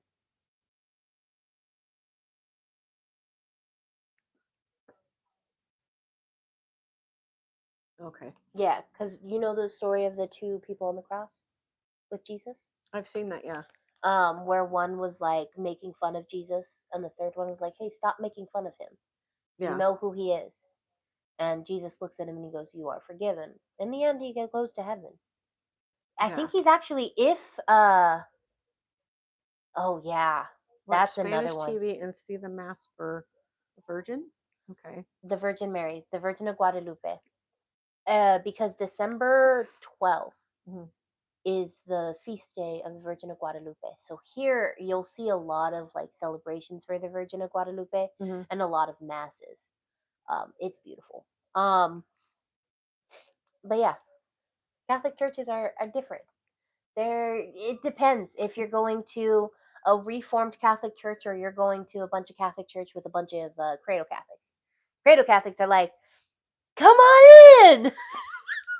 That's what I'd Reformed want. Catholics are like, You better follow the rules, are or you you're going to hell. baptized? Be like, Well, I'm trying to seek. Well, are you baptized? Then you got to sit down and I'll be like, so I know how I should treat you. yeah. They don't believe in the treat others as you should be treated. They for whatever reason think they're better than people. I don't know why they think that.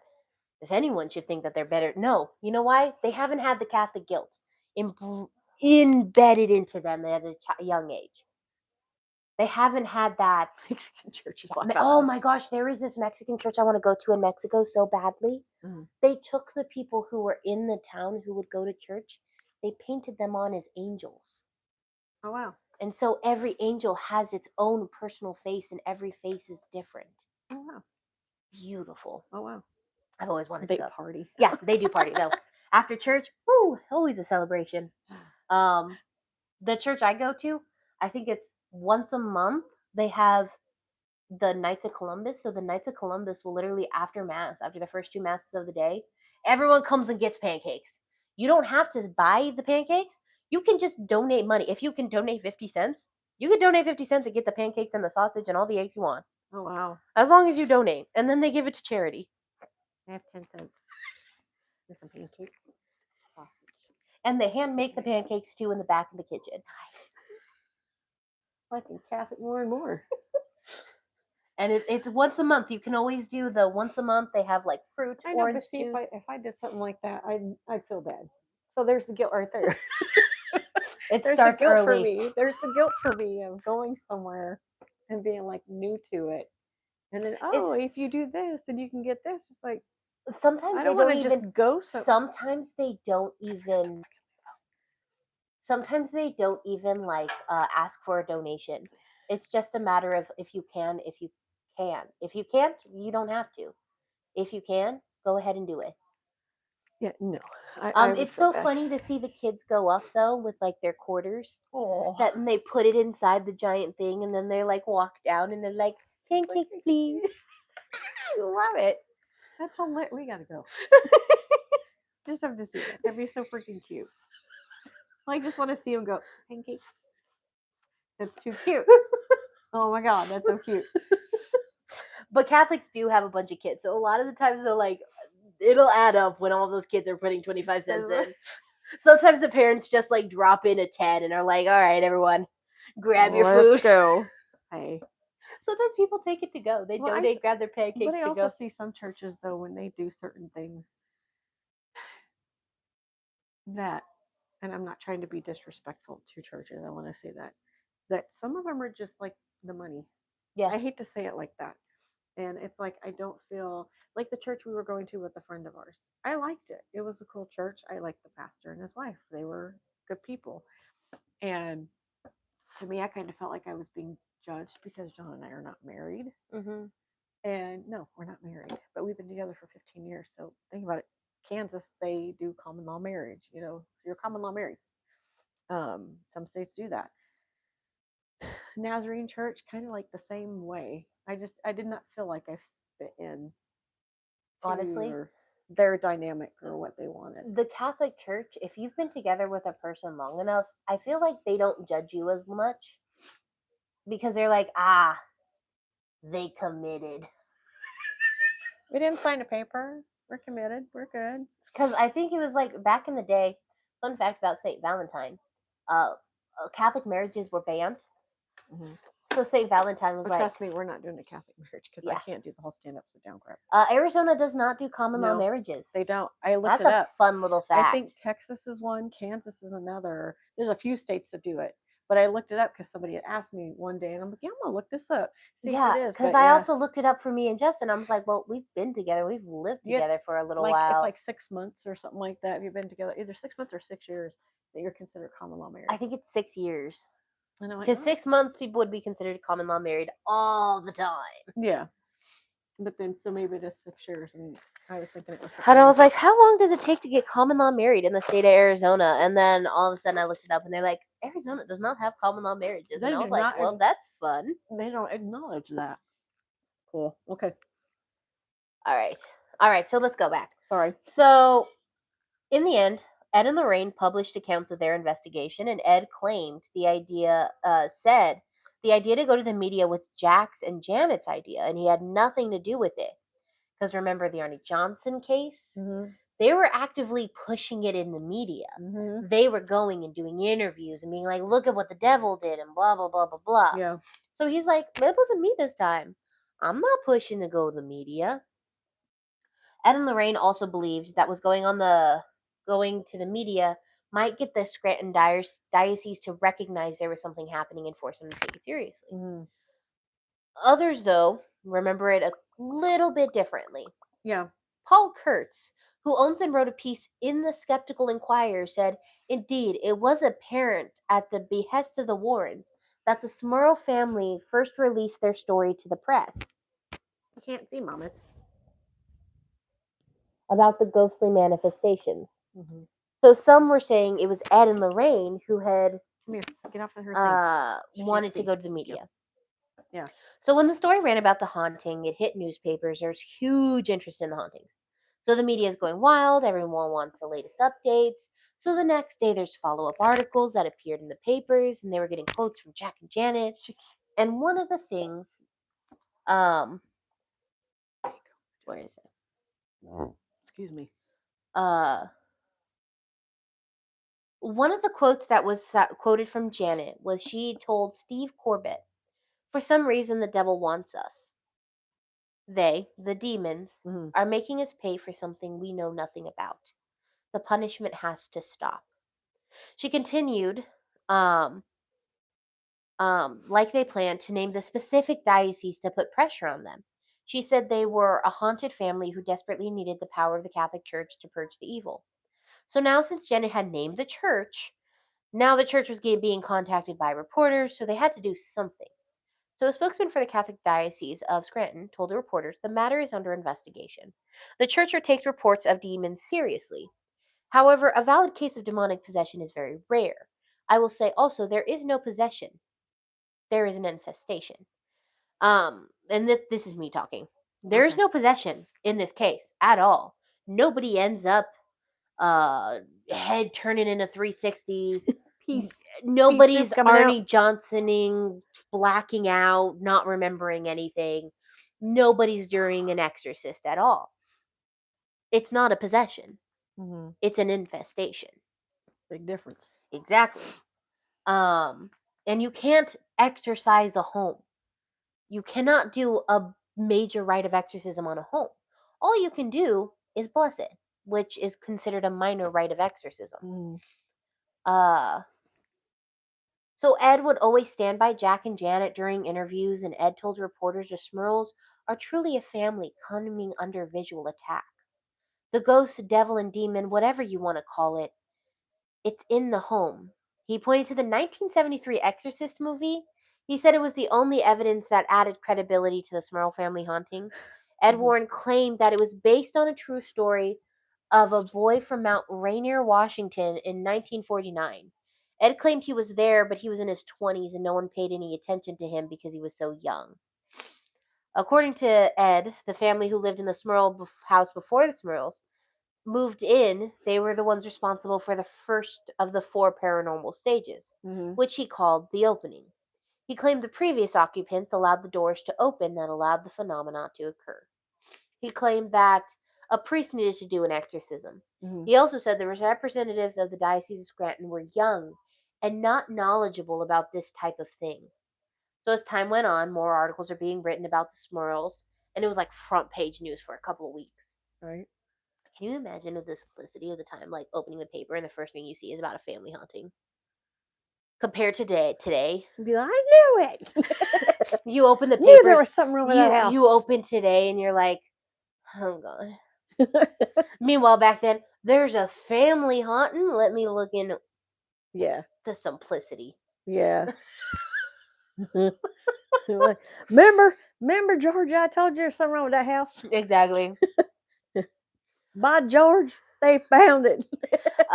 Every outlet though was upping the ante and adding things the Smurls never said or mentioned, and sometimes it seemed to add credibility to their claims. Mm-hmm. On August 20th, Ed claimed they had extensive footage of the haunting, but when he was asked to provide said tapes, he said he sent them to someone. And when they were like, "We'll get the tapes back, so let's see the tapes." Ed claimed the demonic energy was so powerful it burned a hole in the tape. Okay. Okay, Ed. The one tape that definitely proved there was a haunting got burned through. Okay. Wow. Yeah. Granted, fires were a thing with his demon. I will say that. Uh, but there were other additions from the Smurls and the Warrens that were just bizarre. In an interview with the Citizen's Voice, a local paper, Jack told reporters about an incident with his feet. He said he had his legs crossed at the ankles and my slippers were alongside the chair. And without looking and not taking my eyes off the television, he said he leaned forward for his slippers and went to put them on and he realized he couldn't uncross his feet. Want to know why he couldn't uncross his feet? Mm. Um, the demon had paper clipped his socks together from the inside where they met.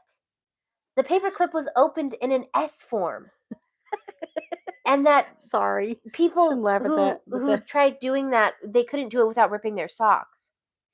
I know it's bad to say, but I'm laughing because my feet were crossed right well, when do you you know read what that. this reminds me of? The witch trials, Yeah. the knotting of the yarn case. Yep. The devil likes knots. Yep. Ah.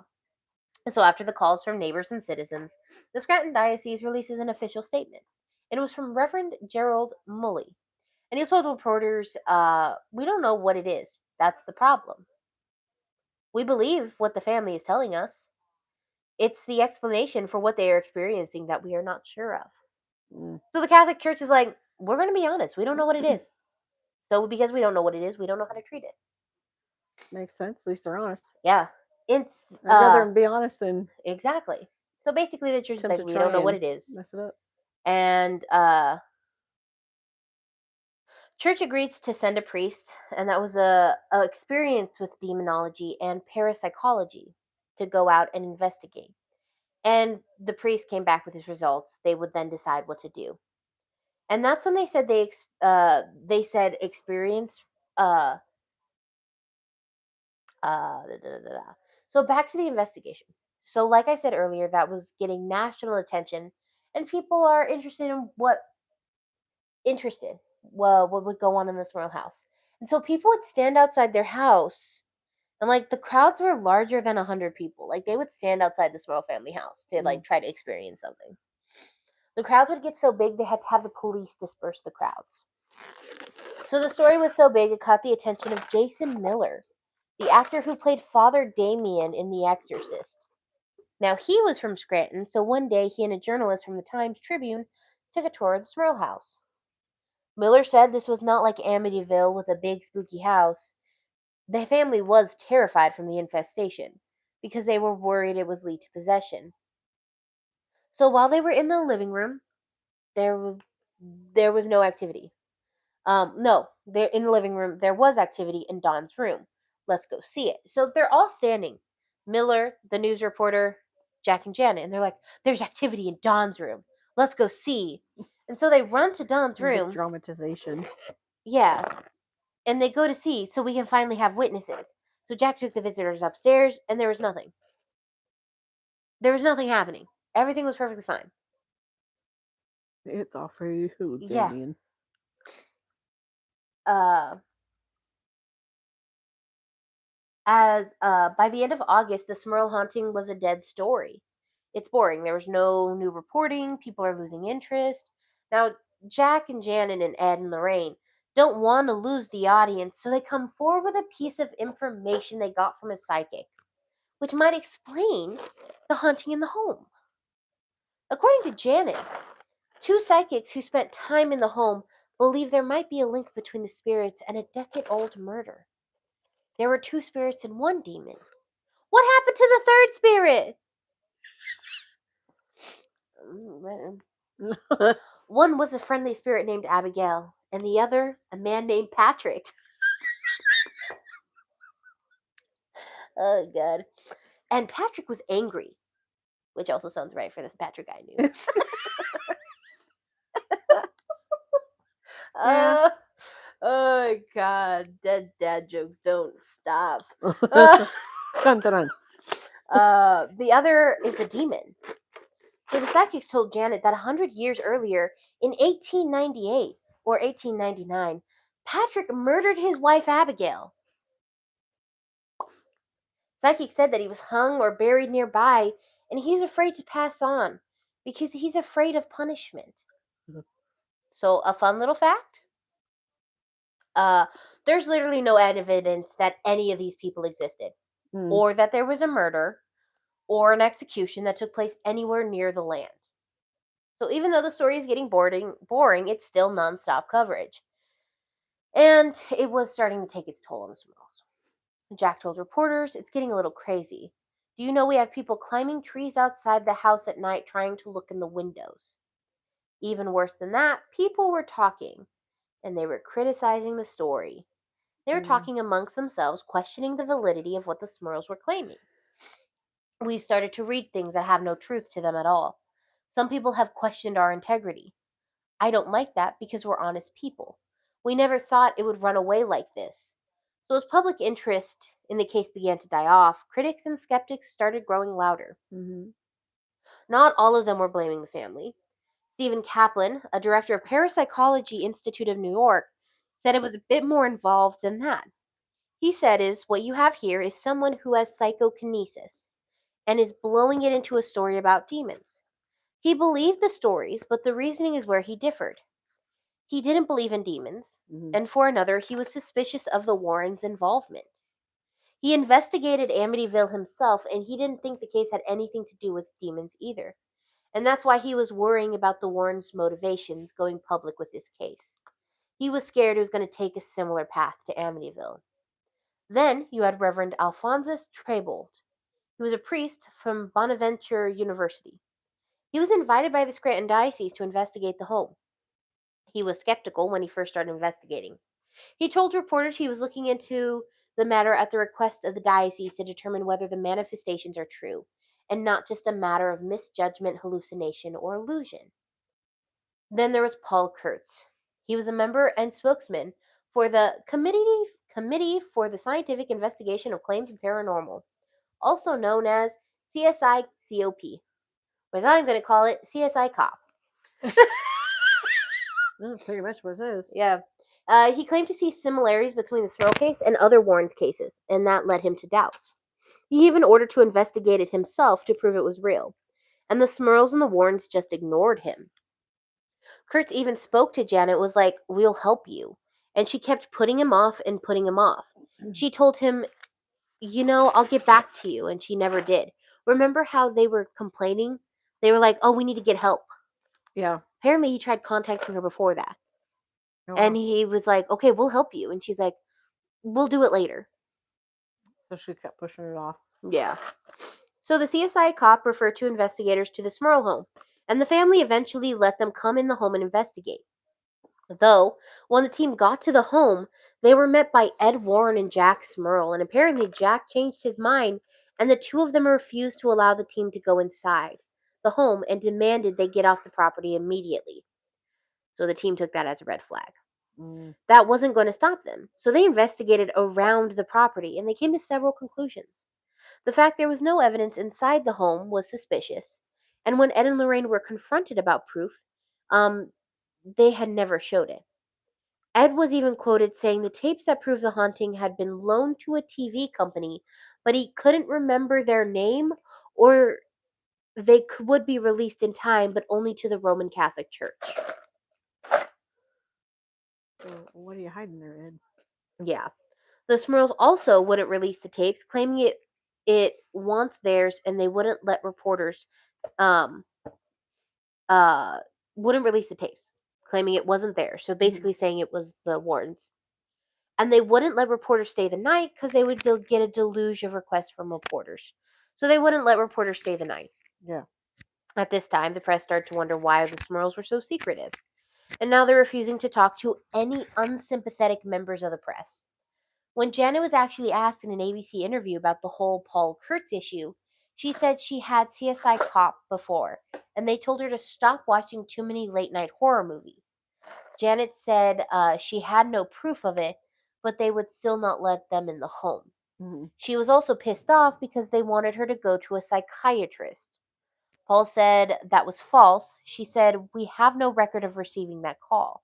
We asked that all callers send us letters giving us all the facts, and we have no file on the Smurls." Mm. So basically, she's like, "Well, I called and they said to stop watching late night horror movies." And they were like, "Well, we asked them to send a letter so we can build a file on them. There is no file on the Smurls." So she lied. So now the Smurls are getting more argumentative with everyone but Ed and Lorraine. And there are more inconsistencies starting to build with their story. And that was when the Dang. press and everyone started to get suspicious. So, I guess during all of this, Jack is having brain issues. So, Jack has brain surgery, and he claims he suffered from short term memory loss, and that the operation had no bearing on the family's claims that the home was possessed by demons. Jack also said there is going to be action taken in this home, and it's going to got to be from a religious point of view. I don't want to be in this house. I don't want to be investigated. Don't want to be investigated with people not affiliated or people who don't believe in the church. Okay. So he's like, I refuse to be a part of anyone who's not a part of the Catholic Church. A psychiatrist named Dr. Robert Gordon, he said the family might be suffering from shared hysteria, similar to that of the Salem witch trials. Mhm. Dr. Gordon was like, Jack isn't my patient, so I can't diagnose him because I don't have all the info. But he noted the surgeries and potential injuries to the brain that can cause symptoms similar to that of a psychotic disorder. In a letter he wrote, shared tension might cause mass hysteria with shared symptoms of delusions or hallucinations, and because they're Catholic, it might become demonic in nature. Mm. Public sentiments to the Smurls dropped. Most stopped believing them because they wouldn't let CSI Cop in and they weren't showing proof. One neighbor said they are trying to get a movie made in West Pittston. Another neighbor, Bernard Radsfin, lived a few doors down from the Smurls and said, "It's a lot of malarkey. There's people living here for 30 years and didn't have nothing happen. The kids, rather than the demons, are all screaming around here." Mm. Even the parish priest, Reverend Joseph Adonzo, took a position saying, "We will pray for peace of mind. We can't remove the demons because we don't know for sure yet that they're there." Mhm. The Smurls and the Warrens didn't like that people were turning against them, so they got more antagonistic. And they were mad because people aren't taking them seriously. Best way you can see that they're not taking him seriously is Jill Porter wrote in the Philadelphia Daily News. She said, "As a reporter, I think a certain amount of skepticism is healthy, but I can't understand why the public is so suspicious of the Smurls when many homes are beset by similar unexplained happenings. Why, just yesterday, my friend Ellen was telling me of the demons who had turned her summer house at the seashore into a nightmare. She returned to the beach the other day to discover a paper cup had been stuffed down the toilet, requiring a very expensive visit from the plumber. None of her three sons, aged 15, 12, and 9, had any idea how it happened. Of course, they were all home all afternoon." Mhm. Sure. Exactly. So she's like making fun of them. She's like, it could be the kids at this point doing all this stuff. Yeah. So now Jim Collins, who did the tour with Jason Miller, um, nothing's coming up the small town grapevine like having a neighbor who works the local bubblegum factory. And so of course, they were all. Now, Jim Collins, who did the tour with Jason Miller, said nothing turns up the small town grapevine like having a neighbor who works the local bubble factory announced he had been essayed. I'll say, repeatedly by a crone-like ghost he was referencing. By a crone-like ghost. He was referencing a press conference in the Smurl's backyard, and a reporter asked, "Can you arrange a night for me? A night with me and the succubus?" So they're in the backyard, and a reporter goes, "Hey, can you arrange a night for me with a succubus?" And this guy writes in his paper, "Nothing like having a guy who works at the bubblegum factory announce he's been essayed by an old crone-like ghost." So at this point, they're just making fun of him. The final nail in the coffin came in September of 1986 when the press reported what the neighbor had said, that they were going to have a movie made in West Piston, was true. The family was in talks with Star Productions to sell their story. Star Productions was like, "We are in talks," and Janet expressed her disbelief, saying the press was making stuff up. So Star Production was like, "Yeah, we're in talks." And Janet was like, "Oh, the press is making stuff up. We're not selling our story." Okay. If you say so, The Janet. Smurl family did not sell the rights to Star Production, but instead sold it to a book. And then that was adapted to a movie, The Haunted. In October, the Smurl called the press to report the demonic activity had suddenly stopped. Ooh, that was shocking. Perfect timing. Shock the dog trying to pet her. Yeah, and on top of it, the demonic activity had suddenly stopped. Surprise. Jack and Janet told reporters, "We believe the elimination of our problem can only be accredited to the intercession of the Blessed Virgin Mary, St. Michael the Archangel, and the Sacred Heart of Jesus, who have answered our prayers, and the thousands of others through the Rosary." CSI Cop, even though they never went in, released their findings and said there were other potential causes, none of them paranormal. A faulty sewage pipe, which would account for the smell, and the track down the family that lived before them, so it would account for the smell. And they had tracked down the family that lived there before them, and they found nothing happened to them in the 17 years of living there. So they were like, "We aren't saying they're lying, but it's an interesting story."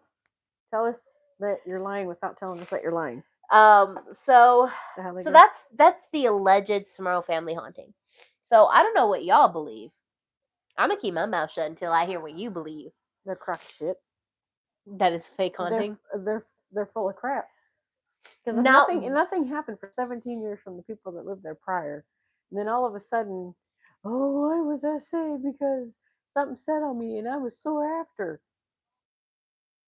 Okay, and then Jack doesn't see anything, but the two women do, and it all started because of a stain in a rug, and it then went the off things from lighting there, on fire, and then like fakers for money. exactly, that's what I think. I will say the funniest things on this story: the staring into space while this weird man-shaped thing with a cape, Don't forget, it was fluttering it was fluttering, behind him. and it walks through her, and she's still like, "I'm gonna make sure there's nothing in the house." It's like, first off, if something was coming at you, wouldn't you think you'd be more afraid than that? You'd be more terrified. You'd drop your iron. And then I love how they and went then run from there were upstairs. 3 ghosts and a demon to 2 ghosts and a demon, and one of them was named Abigail and the other one was named Patrick. Meanwhile, What the happened to other the one third was one? like, "It's an old senile woman, a girl who's violently crazy, It must have been but she wouldn't Abigail. harm you." Yeah. It must have been But she Abigail. won't harm you. She can be solved and taken care of with prayer. And then a man with a mustache. Yeah, it must have been Patrick. He could do great harm to you. Don't know much about him though. And then the demon that feeds off the girl's puberty. That's still good. Oh my god. Puberty is real. Oh. I was writing this story, and the moment I ran across the puberty thing where they were like, "And the demon is feeding off of the girls going into puberty," and I was like, "Are you shitting me?" Oh my lord. That's the reason? Make a t-shirt with like a ghost on it eating the word puberty. That'd be funny. It's so gross. Feeding. It's feeding. That's just messed up. For them to sit there and say, And "Oh yeah, it's feeding off of their puberty because they're going into puberty." and then the fact that it all suddenly stopped. It stopped as soon as it started. It's like, and then what did they got? they got their book, and then the book turned into a movie. So they got what they wanted. They wanted to be seen, they wanted to be heard, and they turned it into a movie, And now which we is now have called The Haunting. Haunted. Haunted. And then we have what? The Conjuring movie now on them? And there's more than one Conjuring. Yeah, And and then you then got the Rosemary. No, that's a different one, huh? yeah. Because as I said, But there's a no, movie like about Rosemary this and the case is one of the exorcism. most wildest cases. In the beginning, if they started having proof, right? I could believe them. Mm-hmm. But there is no way that every single piece of proof that they had was burned through by the demon because the demon was so powerful because of feeding on the puberty of young girls. That still got me. Right when you said that, I'm all like, well, what?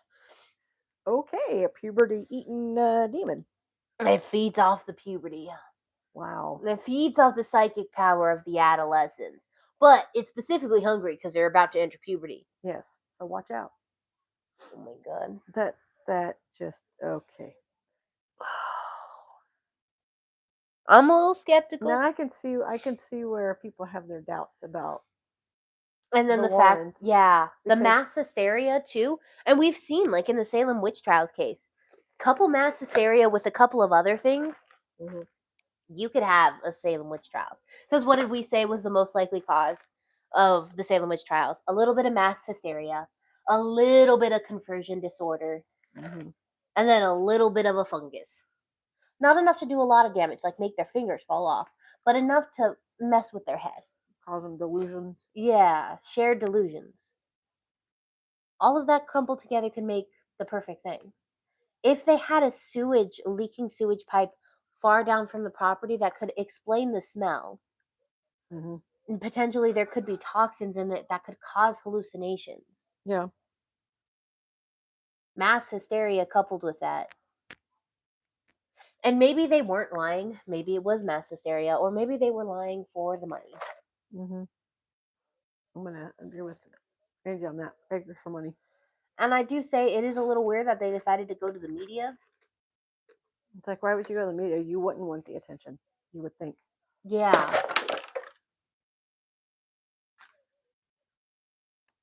Guess I didn't want that no more. Uh you would think, yeah, that you wouldn't want the media. I mean, they even when they released it, they realized that the media wasn't necessarily what they wanted, right? Because they're like, we have to call the police. There are people climbing the trees to look through our windows. Of course, you literally published your story, and people want evidence of it. Yep. People want proof that there's a haunting, a proof that is always burned through or given to a TV station, but I don't remember the TV station's name. I also, but it will be released only to the Catholic Church, though. Mhm. It doesn't make sense. Mm-mm. I found one. Oh, there's two more under the couch.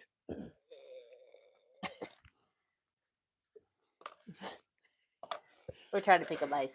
Cleaning up my mess because I just threw my cup on the floor, not by choice, by accident. Purely accidental. And I wanted my ice, and now it's all dirty. Yeah. But yeah, We'll vacuum the floor tomorrow. it was an interesting case. I'm really doing it right now. I will say our next case on vampires, it's a historical case on vampires. So we're going to be talking more about different variations of vampires Jeez. Throughout the cultures. Oops, sorry. Your face. I didn't mean to kick you on the face. I'm sorry. And then I'm sorry. I wrote the Joe Metheny case. And that one, sharing is most certainly not caring. Apparently.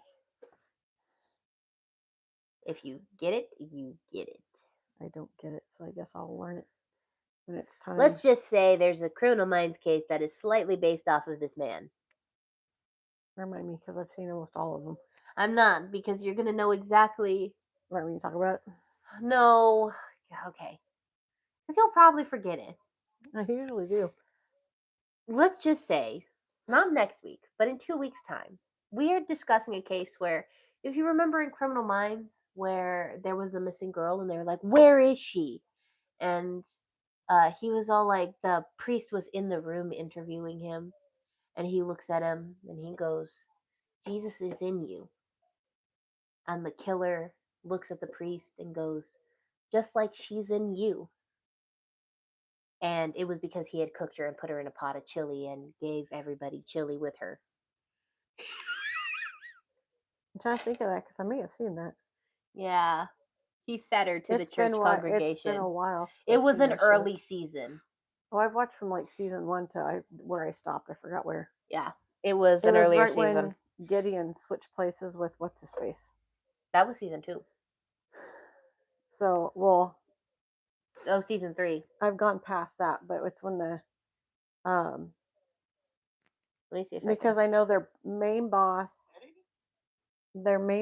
she had an alcohol problem. The one mean person that was like hot. I know I watched a lot of episodes for this. of You are not alone, my son. God is in all of us. isn't that Jamie Kennedy? So is Tracy Lambert. Marmore. Yeah, you cut her up and put her inside the chili. Okay, maybe I haven't seen that episode. Yeah, I don't think you have seen that episode. Because it doesn't look familiar to me. Yeah. But that looks like Jamie Kennedy, who is an actor like who's played in other movies. But I kind of know his face, but that looks like Jamie Kennedy. But yeah, that's in a couple of days. We'll find out about that. A couple weeks. 2 weeks specifically. We'll find out about that. Actually, 3 weeks. Okay. We will find out about that case. And then I got to start doing my part of Thanksgiving. Yeah, you got to start doing your part of Thanksgiving. I'm over here in the second week of November writing Nan Peterson and the death of Frank Caesar Young. And I was wrong. It is not a 1920s case. It's a 1904 case. So it's even more wild. Oh, okay. So I need to start my Thanksgiving Yeah. one. Okay. Because I have that one and then Nutty Putty Cave after that. Yeah. Yeah. Justin's over here laughing at Nutty Putty Cave. Perfect timing, right when you say Nutty Putty Cave. Just starts laughing, considering he can't eat peanut butter, so that's the closest he can get to Nutty Putty. Mm-hmm. But I'm funny. Oh my lord! All right, kids. All right, I got to look at my schedule because Gary changed it. Yeah, for the 1st, 3rd, and 6th. Well, that's because I know he changed mine because fun little thing. I was scheduled to work closing on the first week of November. It showed on the screen here. It didn't pop up on our video, but it showed on my phone that the 1st, 3rd, and 6th were changed. Yeah, he changed it. My days off because it was telling me I had Sunday, Wednesday off. He did not change my 5th. No. My 5th still says I work 10 a.m. to 7 p.m. The other ones were changed to 7 to 4. The other ones were changed from 2 to 10 to 7 to 4. They were going to have me work So he probably 1 to 10. They were going to have me work closings. I think it actually scheduled me 2 to 11. Oh, yeah. You know, I'm surprised they don't do that with the closing people. You would think they would do the 2 to 11. Because in that way, the store's closing at 11. That gives them the hour 10 to 11 to zone and touch up. And then that way when we come in, it's nice and neat. But hey, what do we know? We're just associates. We don't know much. We just work there. We stupid. We just do stuff. We barely do stuff. We do more than what some departments believe we do. Honestly, I have never seen anything bad spoken about apparel. Every time I see what's the department that does the least amount of work, it is always, and I kid you not, the number one commented one is OPD or front end. I say thank you. Well, yeah, because they just look like they stand there. I mean, what pretty much they do. They just stand there. Yeah. You know, they don't. I never heard anyone go, apparel doesn't do any work. I actually saw somebody who was like, if I see apparel on this list, I'm going to kill somebody. And somebody commented, they were like, nah, every time I see an apparel associate, they're always doing something. We're running around and you can't find us half the time. That Thomas guy is I know that I slacker. know. Tomas. You were there on Sunday, were you? I think you were off on Sunday. Because guess who they had do your freight? Alvin, Christy, and Justin. Really? They worked their freight. In the morning? Yeah. Why did they pull them from? Why did they pull? Yeah, you were Christy? off on Sunday. I guess nobody decided to work the hardware freight. So they had Justin, Coach Kirsty, and Coach Alvin were working the freight So why did they pull Justin? because he knew how to stock. He's one of the few OPD associates who actually know how to stock. Oh wow. Because even though, and I hate But to they've been say it, having automotive do it too. yeah, They 2 trucks Saturday night, yeah. I've been seeing automotive go over when he's off too, and automotive work a lot of his freight over in hardware. Well, because hardware is under automotive. Yep. It's automotive and hardware is. So I always see them. A few of the guys go over there. Well, last night they didn't. Last night they were. Yesterday they were. Wow. Yeah, last night they were. Because it was a double truck night. Yeah. Which I am not looking forward to the fact that it's going to be Times double truck nights for the foreseeable future. 3 times a week. At least I'm not. I saw a TikTok of somebody crying. They were a Cap 2 team lead. Yeah. Mm-hmm. I know, only one tonight, thank God. I saw a team lead, Cap 2 team lead was on TikTok, and she was like, I'm gonna finna throw up and cry at the same time. Because Oh, that's right. she had got an email, and they said, for the next 4 weeks, for the next 4 weeks, we will be having double truck nights 6 nights a week. Wow. I couldn't. Ooh, 3K 3K pieces? Okay, for today? 3,000 for today, 1 truck. That's not bad, I guess. I hope apparel isn't almost all of it, because last time apparel was a good majority of it.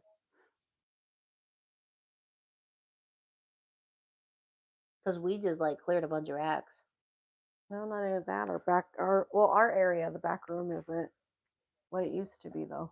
Yeah. I mean, yeah, we still have the racks, and we're also under our new process too of what needs. Well, you guys are. I'm in the fitting room. Surprise, but I mean, Eventually, I again, think they're I going don't to want. change your job code because you're going to start getting calls on your so they can do Well, that. You'll start getting calls on your work phone or okay. something like that. So when you're Not my away, personal phone, but my work phone. Okay, so when you're away from your phone, I can do that. it'll start calling your work phone.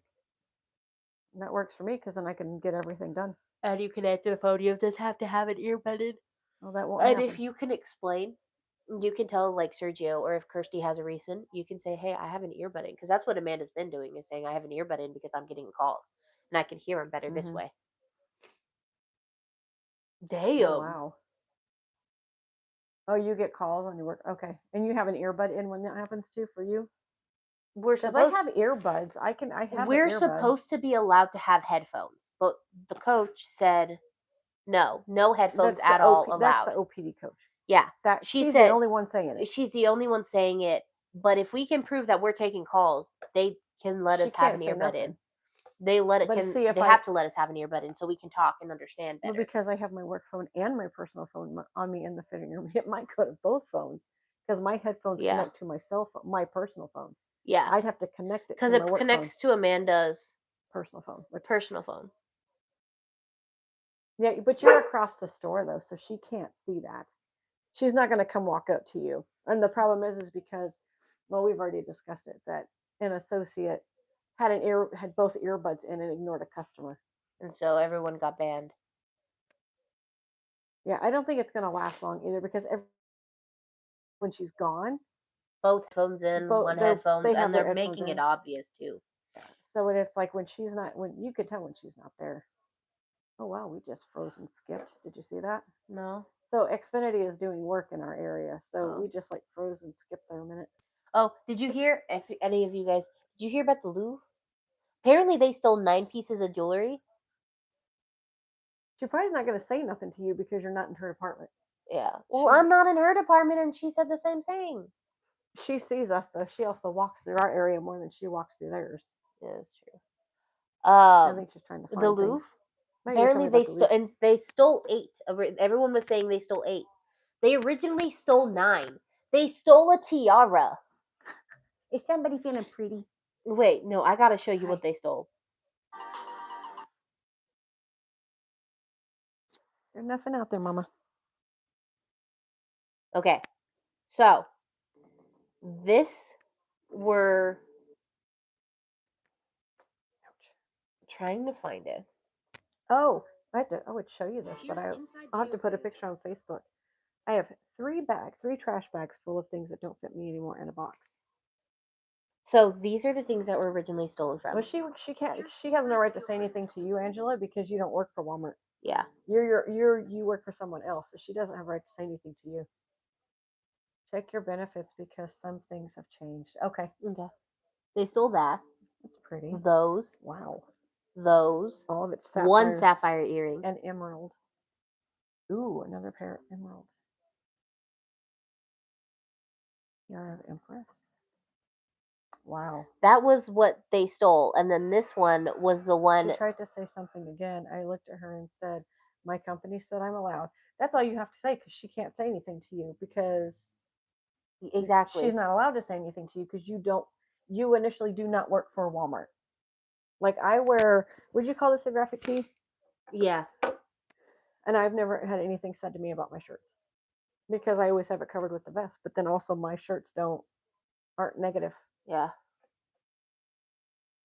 That crown right there was Crown of stolen. Empress Eugene found near the Louvre. It was stolen, and then they proceeded to drop it. Oh wow! And so they found it. They were able to grab it again. No, she can't do that. She tried though to get it in writing and have all the vendors of the store sign it. I said, "Sorry, can't sign something my company isn't privy to."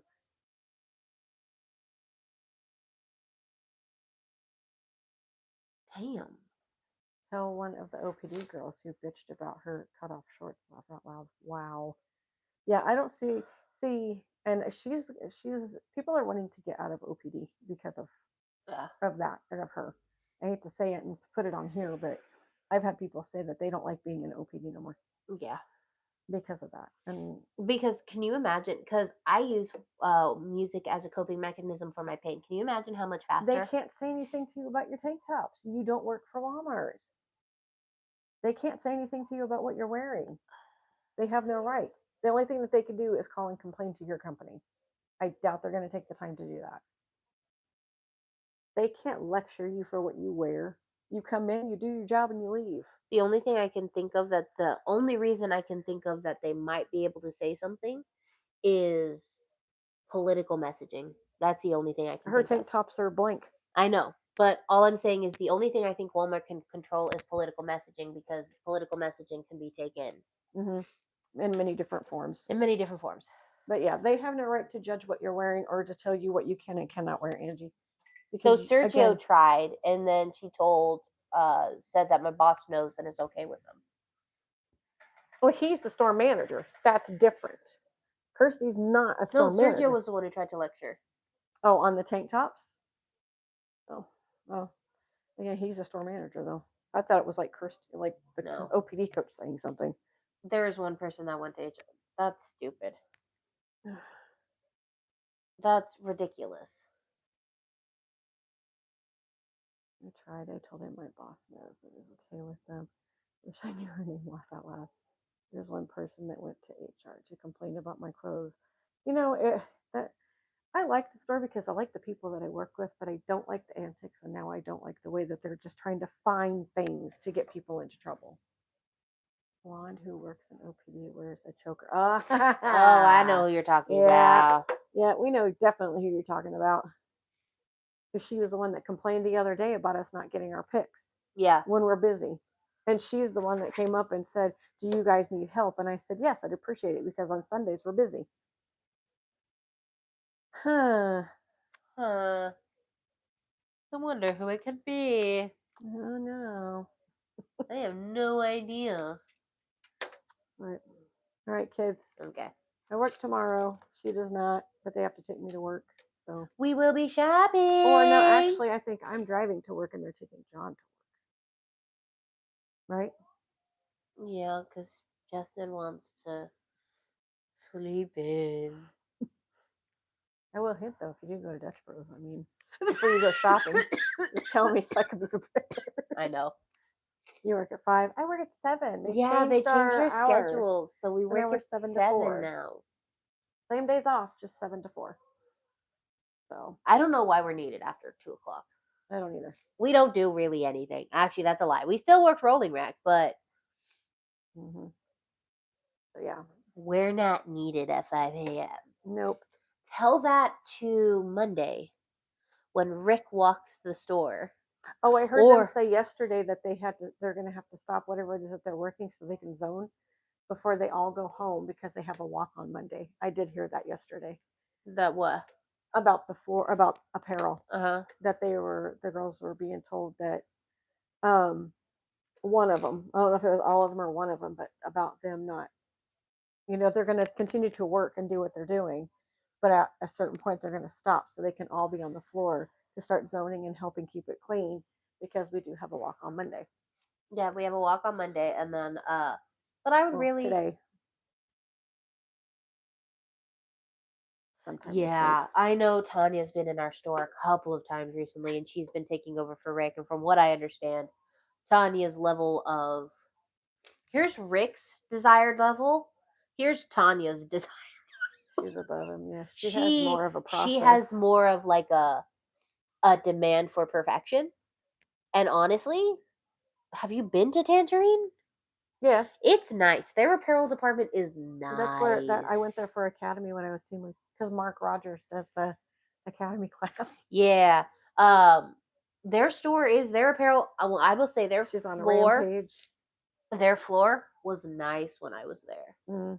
Yeah, because when he did a walkthrough with us, like just on their floor during our time in academy, he was talking about how on the shelves, like where the canned goods are, there's only supposed to be 2 cans, Yeah. one on top of another. And I looked at him, I go, so that right there is not right. And he goes, what? And I'm like, you said only 2 cans, and it was big fat cans, and there were 3 stacked on each other. And I go, well, that's going to hit somebody in the head if it gets shook wrong, right? He walks over there, took it down, and put it down. He goes, good job. I'm like, I'm just pointing out what you're saying, that I mean, somebody's going to get hurt. So Yeah, she is not frills. I've heard that she'll like talk to people like if they're not at standard with her store, like if they're moving slow, they're not at standards, she'll pull them into the office and talk to them. And like she's not even like yeah. Yep, I remember that. I thought about doing, since I'm in the fitting room, is start call like myself, because I know they have managers do it, but then they never call it. No, they never call it because they don't want to call it because they don't think it's ever needed. They only call it when they think it's needed. So part of me wants to get on the radio and say, should I call for the 12 o'clock zone? No, they'll get annoyed with you real quick. That's good. Maybe they'll start doing it. Like they get annoyed with us calling for turkey temps and they never do it. They never answer because they don't pay attention. She's not mean. She's just straightforward, and peeps don't like Exactly. it. It's not that she's being mean. She's just like, hey, so your standards you're not up to standards.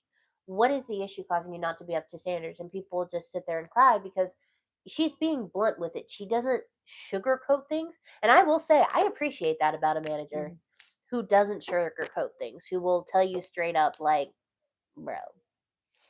Yeah. But I think also, I think also that's kind of what we need in a store. Yeah. Well, there's some that just take it a little too far, though. Yeah, there are some who take it too far. And then, or you get the ones that don't like the fact that you're not the yes man.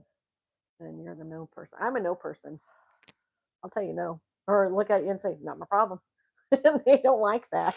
Yeah. Because when I was like doing the whole, what was it I was doing one day, and coach came up and said, well, this happened, and they're like, well, this wasn't done. I look at them, I go, that's not my problem. Yeah. Now that's yours. You wanted it, you take it. That's your problem. And I know it's gutsy to sit there and say that because I don't know what type of reaction I'm going to get. The worst that they do is don't talk to me. That doesn't hurt my feelings any. No, worst they can do is coach you for insubordination. It wouldn't be the first one. Wouldn't be the first coaching. Go ahead. But it's just being honest. Yeah. It's like I got 99 problems and a work ain't one. My problem is having too many problems. I know that is also my work problem. Is I run into too many work problems, and I'm always like, hey. It's a running joke that I say, quick question, and then it turns into not being a very quick question, and it turns into a whole problem. Yep.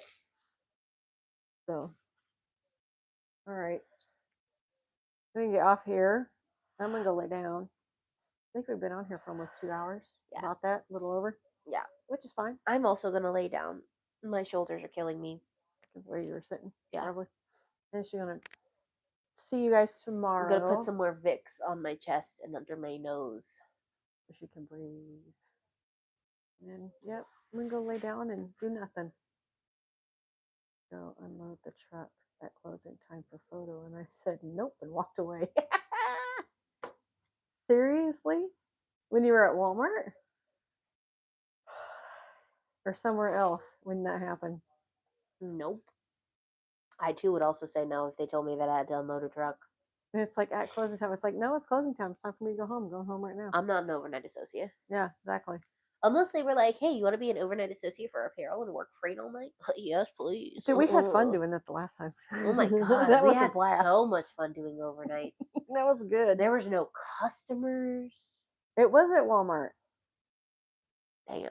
So they were telling her to go unload the trucks at closing time for photo. Well, And she because was at if you're Walmart. unloading the truck, you stay until the truck's unloaded. So even though you're scheduled till 11, But isn't this when you're working for the company you're with now, Angie, or when you worked for Walmart? And I'm like, they can't ask her to do that if she's working for another company. yeah, she's working for another company now. He was baffled, and the other managers were like, she'll tell you the truth. Yeah. Wow. Yeah. All right, kids. I'm tired. I'm going to lay down. I've said that twice now. So I'll see you tomorrow, Thomas. With After Walmart. 7 with Walmart. Around 7. Angie will be there tomorrow sometime too, I think. She's off, so they'll probably bring John to work, and then John will take the bus home. Or if we get up early enough. Well, Yeah. I don't think you'll get up early enough. Thank you. Love you guys too. See you both tomorrow. Have a good evening. Good Lord. Good night. Good night. Love you guys. Thanks for being on here, Thomas and Angie. Appreciate you both. All right. 30 ridges. All right. I'm gonna get off here before she decides to kill over. Oh, All right, guys. See you later. Bye. See my finger? You can away. Oh,